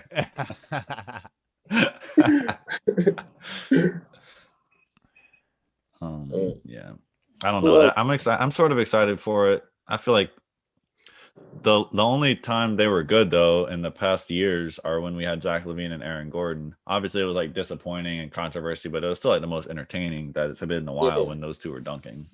But I'm saying though, bro, if you was sitting in the air, you put the ball under they don't your understand. butt and you just dunk, bro. Come on, bro. That's like you never seen that before. And do you remember it was 2 years in a row? Like he lost to Zach LaVine on that, like when he did that dunk, and then the next year. Do you remember it was last year? It was last year when Dwayne Wade gave him a 9. Like remember they were going 50-50. Yeah. They were just going back to back like a Derrick Jones tiebreaker. Jr. had some nice dunks. And then Dwayne Wade just the same dunk over and over again. Wade, what you talking about? Nigga, he threw it off the backboard, jumped over somebody, and put it between his legs. I ain't see Aaron Gordon do that. Dunk over and over Aaron Gordon again. won that way. They just didn't give it to him. I think they just wanted it to end. I thought they should have did a tie. He did the same shit over and over again. The fact that they could, but like, obviously we all agree Aaron Gordon deserved a 50 when Dwayne Wade gave him a 9 instead. But like the fact that they can constantly get 50s, like they're that athletic, when then there's like other dudes that are getting like 42s and stuff. Like they're just that much better than the competition. It's like there's like, all right, I'll get another 50, and they literally ended the competition because they couldn't stop giving 50s to people. Like that's crazy. Aaron Gordon gonna have to go get that shit back in blood. Bitch, I got my own fight. I don't need security in the club. All that woofing. Hey, that's my shit, Stan. That Pooh Shiesty nigga. He might be the hardest nigga out right now, Stan. I'm not sure who we're talking about. Whoa. He the hardest rapper. You had me at this is my shit, Stan. But no. It's the audacity for me. Lil Baby is the best. No, I was late to right Lil now. Baby. I was late to Lil Lil Baby. Baby's He the best hard right as now, hell. for sure. I've been bumping that. Sure. What's that? Something to Prove. I'm heating You up. got On Me is somewhat recent. That song's fire. And all songs. Yeah, that My Turn All album songs. fire. It's everyone. That nigga And be his talking that features. shit. He be talking All that right, shit. Stan, who's your top 3 5 rappers right now that you listen to? Maybe like your top 3 favorite, and then like who you think like the best rapper is right now. Okay. He just said Lil Baby. So we know Lil My Baby. top 3 Yeah, we favorite. got Is Lil it Baby on like there. all time? No, just Just right like now. right now. Just Just right like now. what you like right now. Oh, okay. Top what I listen to right now. Yeah, that's like coming out in the past couple of years. Okay. With Drake, of course. Number Yeah. 1. Of course. Got it. Drizzy. Lil Baby. And on the R&B side, Brent Faiyaz. Who's he signed Okay. to? I don't know. Brent Faiyaz, he's solo. Independent. Yeah. Independent artist, yeah. What's some Who big? you compare him to, like in terms of his sound? Brent Faiyaz, Mm-hmm. I feel like he got his own sound. Okay. I don't think he sound like anybody. Yeah. Okay. Cool. Yeah, I don't think he sound like anybody. Lil Baby remind me of Lil Wayne when Lil Wayne was first coming up. Yeah. Just like how Like he endless getting the flow. parts. All these Relentless. littles is Lil Wayne's kids. Was he he wasn't the first Lil, was he? I think they Lil had Jon was the first Lil Lil. was Lil Kim before him. I don't But know. they all took Lil Wayne's swag with the Yeah, dreads Lil and the Kim face was tats. before him. Yeah, Lil Kim was before him. I think Lil Jon was. I don't know, but yeah, the rapper that I think that's on top of everything right now is Lil Baby. Other than Drake, Drake is in his own lane, but Lil Baby's when Lil he Baby gonna drop this album? Is he gonna That's do what the I'm surprise? saying, Is he bro. gonna do the surprise shit? Man, I don't know. He need to drop he it said ASAP because I he need said that certified he level tore boy. his meniscus or tore his ACL, and that's why he didn't drop. I said, This Drake, nigga really want to be an athlete, bro. I swear to Drake. God, Drake want to be an athlete. He's so like, I had to bad. put my all in this album. I'm like, bro, put your all in the album then and go do your therapy for an hour a day. Like, you can do both. You I'm can. saying though, bro. I'm saying. I've been waiting for that shit. But Me too. We need it, bro. I need to know. Hey, you know, I'm actually taking music serious now. I be That's seeing the freestyles you be putting, bro. Them shits be going crazy on Instagram. Yeah. Damn. And speaking of freestyles, I forgot to post one today. You need to do that beatbox. You heard that beatbox beat? Ready to get it started. Yeah. You need to do that shit, bro. That shit hard. Oh yeah, I saw those videos Stanley doing around the campus. That shit is so funny. Yeah. But yeah, I'm actually about to drop one of my first singles March 5th. Bet. Hey, I'm gonna put we put these podcasts on YouTube. I'm gonna put one of your freestyles in the video so people can see it. Tossing sounds on my feelings flammable. I'm a different beast, a different animal. Shots will turn a nigga into denimals. I'm a man-made rocket, like the mandibles. She want a real nigga, I'm the Hannibal. Heat the pussy up, call it cannibal. Get tired, beat my stand-em up. Allow me to reintroduce myself. My name is Lou. L to the O, I told you I keep a big J like I'm Goku. I'm the greatest player from the Himalayas. This a Grand Theft Auto, we playing San Andreas. Step on the feet and give them hell. They're in the streets hoping to save them, that's not the bell. Police are water life in the hole, I wish them well. Identify the body, I body, they couldn't tell. Close casket, it's 40 my own ratchet. The world asked me, who did it with those bastards? Toronto love, I'm hanging up jerseys and those rappers. Spooky still, niggas knew it's real, we goes cap. Feel the hype, I make the stomach tight with no laughter. Still a shock, I've been building blocks, Minecrafters. The water loud for the 7-5, what the whistle about. Thinking something in the water, now the shots around. Here's the thing, now it's clogging time. Stretch him, disappear, I'm about to torch his mind. Catch it with this Ford, take it to the core, now it's war. Hold up, yo, I'm putting dum-dums, you niggas tum-tums, I'm from the slum. Son, I'm really up one, these niggas done. You got a gun, you better run. Animals is really animals, it's not a fun one,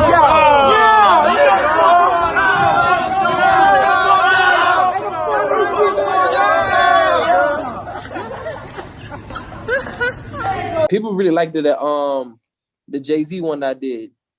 I had got like 3,000 views on that. And how you be getting your Instagram to do the full, like it's like a full picture when you pull up your page? Oh, the grid? Yeah. Oh yeah. It's an app. So when you go to the app store, you just press type in grid and it's gonna pop up. Oh, okay. Yeah, this is fire, bro. But yeah, that's my cover art. That's the cover art for my single.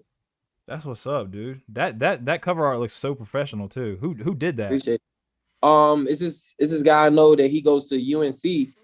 He goes to UNC and he go to school for graphic design. Oh, okay. Yeah, and he do a lot. I got some basketball stuff that I'm about to post that he did for me too. It's pretty dope. Stan, I do another podcast with this startup that I'm working with, Breeze Share. We're like a music collaboration program online. It's like Zoom, but like for music and artists and creatives. And so we're booked like through April or May or something with podcasts, but like definitely want to get you on there for sure since you're an artist and everything. And we like promote whoever we put on, so I think that'd be cool because basically our network is literally just like other creatives, so you could find people to collab with and stuff if you were looking for that. And we had this one dude. We're having this one dude on that's actually. We've had two people on recently. There's one dude, DJ Akoff, who just signed with 1017. It's like what's it called? Rick Ross or something? No, not Rick Ross. It's some big ass label though. Like this dude's breaded now. And then we're having this other dude on LA the Goat. He's straight out of Tampa. Shout out Tampa. And he just did a song with like Rick Ross and Jermaine Dupri. So Oh yeah, that's Oh, tough. like it'd definitely be fun to have you on though for sure. And it Yeah. wouldn't be about sports. It would be basically just like about your music, like Music, yeah, okay. how you like your journey in it, and like how you decide what you work on and everything like that. So yeah, definitely, yeah. I'm with that. that'd be I'm dope. with that. Cool. I'll hit you up. But About yeah, that I can't later. wait till it drop though, because I get a lot of positive feedback from people because like my sound is different. But we can say that for that podcast. We can talk about that for that podcast. Yeah, that's what's up. I remember you were rapping back in that Fishburne too. And you was like, I remember one time we was in the house and Coach A came up and this nigga Coach A started freestyling with you. And he was looking kind of cold with it. Like you had the beat on your computer, bro, and y'all were rapping. I'm like, damn, these niggas talented. Yeah, he was on some old school type. Yeah. He came in real smooth with that soft ass voice. Facts though. Bro, man. Coach A was like the most positive thing about Fishburne, other than like stuff we got, like in terms of like people there. Like he was like the best voice I think we had at Fishburne, bro. Yeah, if you think back, definitely. My guy. And I be visiting there when I go, like when I pass through Waynesboro, I go visit everybody there. For real, like the school. Yeah. No, is Sergeant Bailey there? Sergeant Bailey not there anymore. They fired him. Why? I forget why. Probably beat I think up I think he was being too hard on some kids or whatever. They do fire people. That's the problem. They soft. Hey, they got Huck up out of there. That nigga. Yeah, definitely. No, Huck left before they even fired him. Really? Yeah, he knew he was gonna get fired, so he got about it. I told you, Wade. He knew he was gonna get fired. I think like halfway through the season, they probably told him that this is it. I ain't hear that. I gotta turn my shit up. You remember when he told that to Ahmad, Stan? Oh, turn that shit up. Yeah, bro. No, remember that reminds me of something like because Ahmad couldn't eat no pork, no none of that, and he had to eat the vegan stuff. Yeah. Huck was like, I'm eating meat. I don't care. Ahmad's like, okay. All the damn Muslims. You remember one time we was in a hotel room one time and some like I guess some Muslims that had just bombed something, all right. And he's like, man, them fucking Muslims. And Ahmad's like standing right there. I'm like, damn, this nigga, Jesus Christ. That's crazy. Dude, he had to stay at the Red Roof Inn. Do y'all remember that? I remember that. That was the trap house. We stayed at a Super 8 one time. Super 8, but we also stayed in Virginia. We stayed at a Red Roof Inn, and we literally saw the prostitutes coming out of other people's hotel rooms, bro. I'll never forget that shit, bro. I think I stayed with you talking about when we had a game at Bethel? I can't remember what game it was. I just remember the Red Roof Inn, and I was rooming with Chris Shields. And nigga, we locked that door because we ain't want no kind of break-ins. I'm pretty sure I roomed with Lunk that time. He just put me and Lunk together. Oh man, Lunk. Wait, Stan, settle this. Did you guys? So wait. Wait. You tell the story with Stan and Lunk, or Stan tell the story when you guys like bumped into each other like the first day of Fishburne or something. Do you remember that, Stan? John, you tell it. John. All right. Well, so you Stan, you guys were like walking around and like one of you guys like brushed up against each other. I don't know. We were all like on edge though, like starting that Fishburne, and it was like pretty stressful to start there initially. And you guys like bumped into each other or something, and you said like, "Watch where you going." And Lunk turned around. He said, "I'm not the one. I'm not the one." He hit you with "I'm not the one," Stan. He wanted all the smoke. And we were like, that's how we knew Lunk was a real one, bro. Yeah, I was like, this nigga Lunk was wild, bro. But I was like, I always thought Stan and Lunk had beef the whole time, and then Wade said that you guys were like homies. No, I didn't say that. I didn't say that. Who said that? Oh. I know Ram. That's who said it. Said you and Lunk was close. Yeah. Man, Lunk was close. Like he cool people. He's like a little brother. He's like one of those irritating little brothers. They try to try you. Man, he sunned him like that. He's calling a little brother. Yeah. But yeah, I still talk to Lunk to this day. Yeah, Lunk super cool. I mean, yeah, he cool. He was like, yo, Stan. Like he told me this when we was leaving Fishburne. He's like, yo, Stan, would you come to Florida and hang out with me and everything? I was like, yeah, bro. I'll kick it with you, man. And stuff like that. He was like, yeah, because my mom, we got a big mansion and everything. You can just come out there and you be good. I was like, damn right, bro. I'll come fuck with you. Hey, yeah, I linked with him one time. We went and watched Lyric play when Lyric was at what's he at? Tulane or TCU? Was that Tulane? No, it wasn't. Kansas. He was playing against USF. I think he was at Tulane. It was when he was at Tulane. They played USF in like the weird. There was like some like tournament championship thing at USF, but me and Monk went to see that. Dan, He's still in Florida. Now, John told us a story last week that Lunk used to talk crazy to his parents. Did you ever see that? hey, Stan, what he used to say, bro?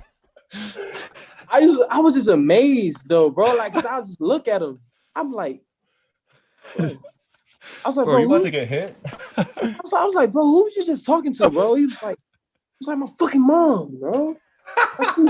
Like, I was like, bro, like, relax. you don't talk to your mom like that, bro. No, she don't piss me off. I'm like, wow, bro. Like, if I would have talked like that to my mom, bro, she would have came through the phone, bro.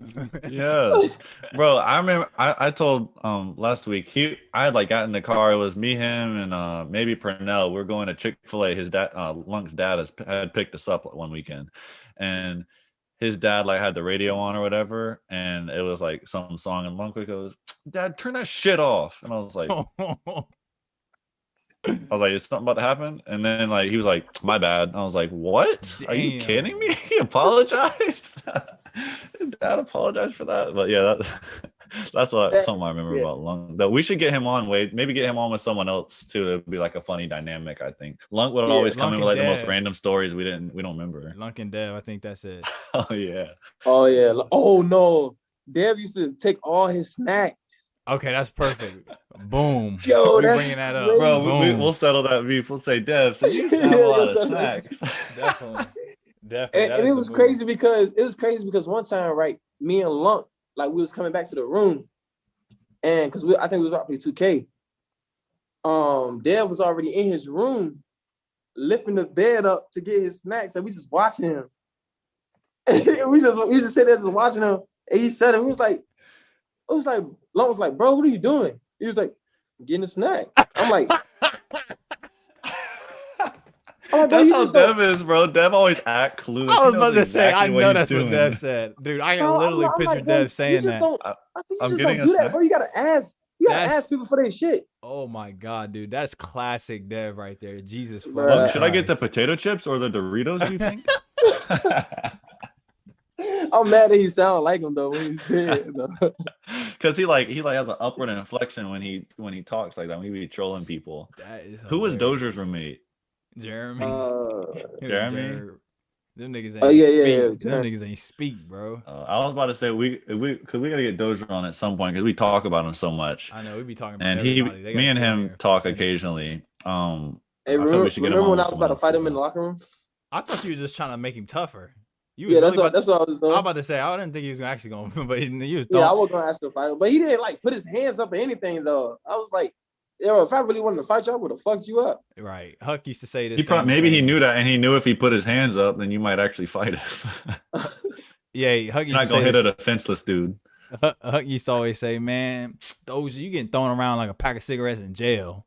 Pack of cigarettes in jail. He used to say that shit. But yeah, bro, we used to have some fun times though. That's what I'm saying. I just wish we could go back one time. I could play pickup with y'all boys. Go make fun of the cadets. We had the best games after the season. We had the best games. Yeah, you and Coach Hill was getting into it because Jeremy was giving y'all that work. Jeremy was giving y'all some good work, bro. I had you and Coach Hill tight. I was like, these niggas he was guarding Jeremy. Yeah, Coach. Yeah, you were trying to explain to him like this is how you guard Jeremy because obviously you play against him every day. And Coach is like, no, I know what I'm doing. When we need to push him to the bait, he was just going OD. I'm like, damn, this is just pickup, right?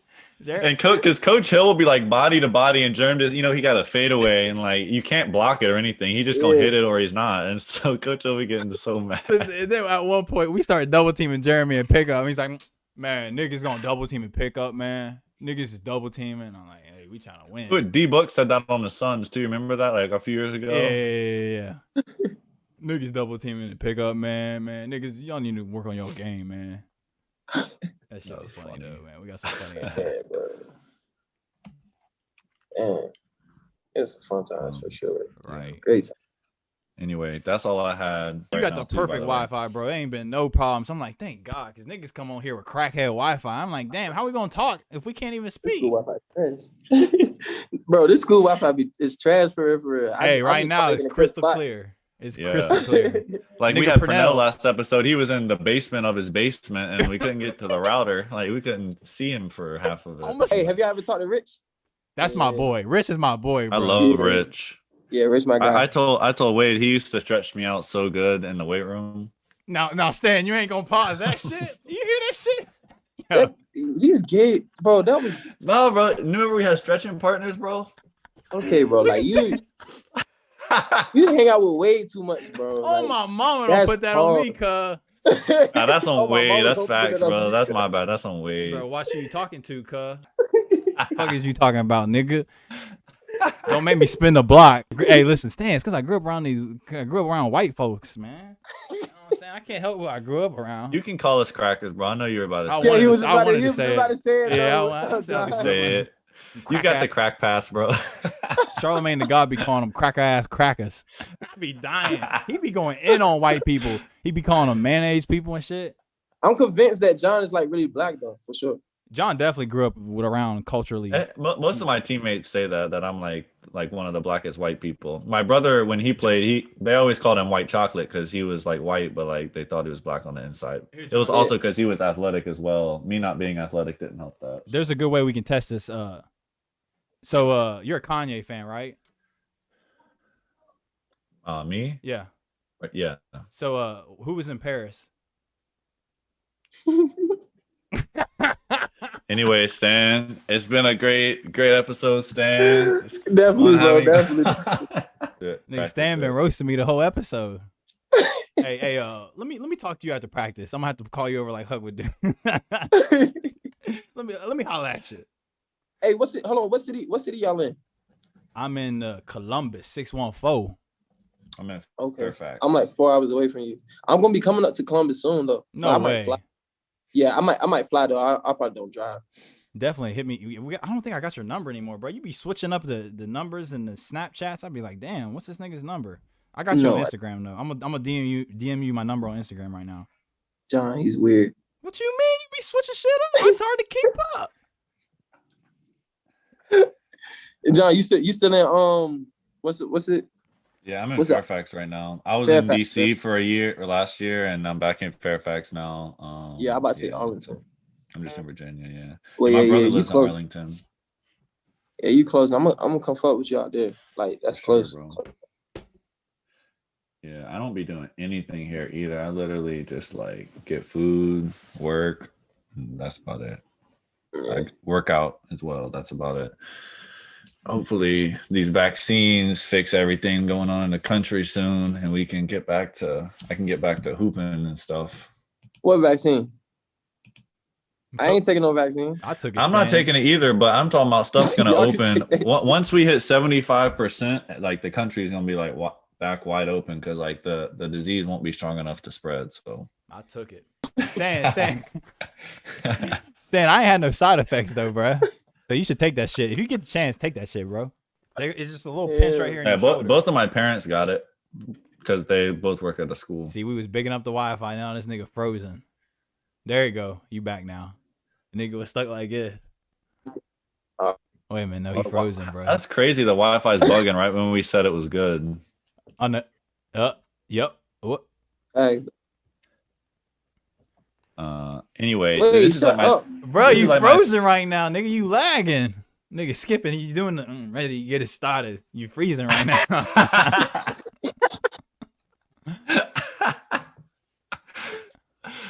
Anyway, this is like my third time outroing us. So, did you guys got anything else before I try to outro us again? Yeah, Anyway, go ahead. thanks again, Stan, for coming Yeah, on. go ahead, We're gonna throw follow- up your socials and everything. We're gonna throw it up on the video and All right, been fun. for sure. all right. Thanks for coming on, bro. I appreciate y'all having me though. I'm gonna fuck with y'all boys. All right, text me too, both of y'all. I'll hit you in the DM. All right, I'm gonna fall with you. I'm gonna fuck with you. I'm gonna forward with you. Nigga cross me like hot sauce. Nigga, we got style, dawg. Play with my game, you get knocked out.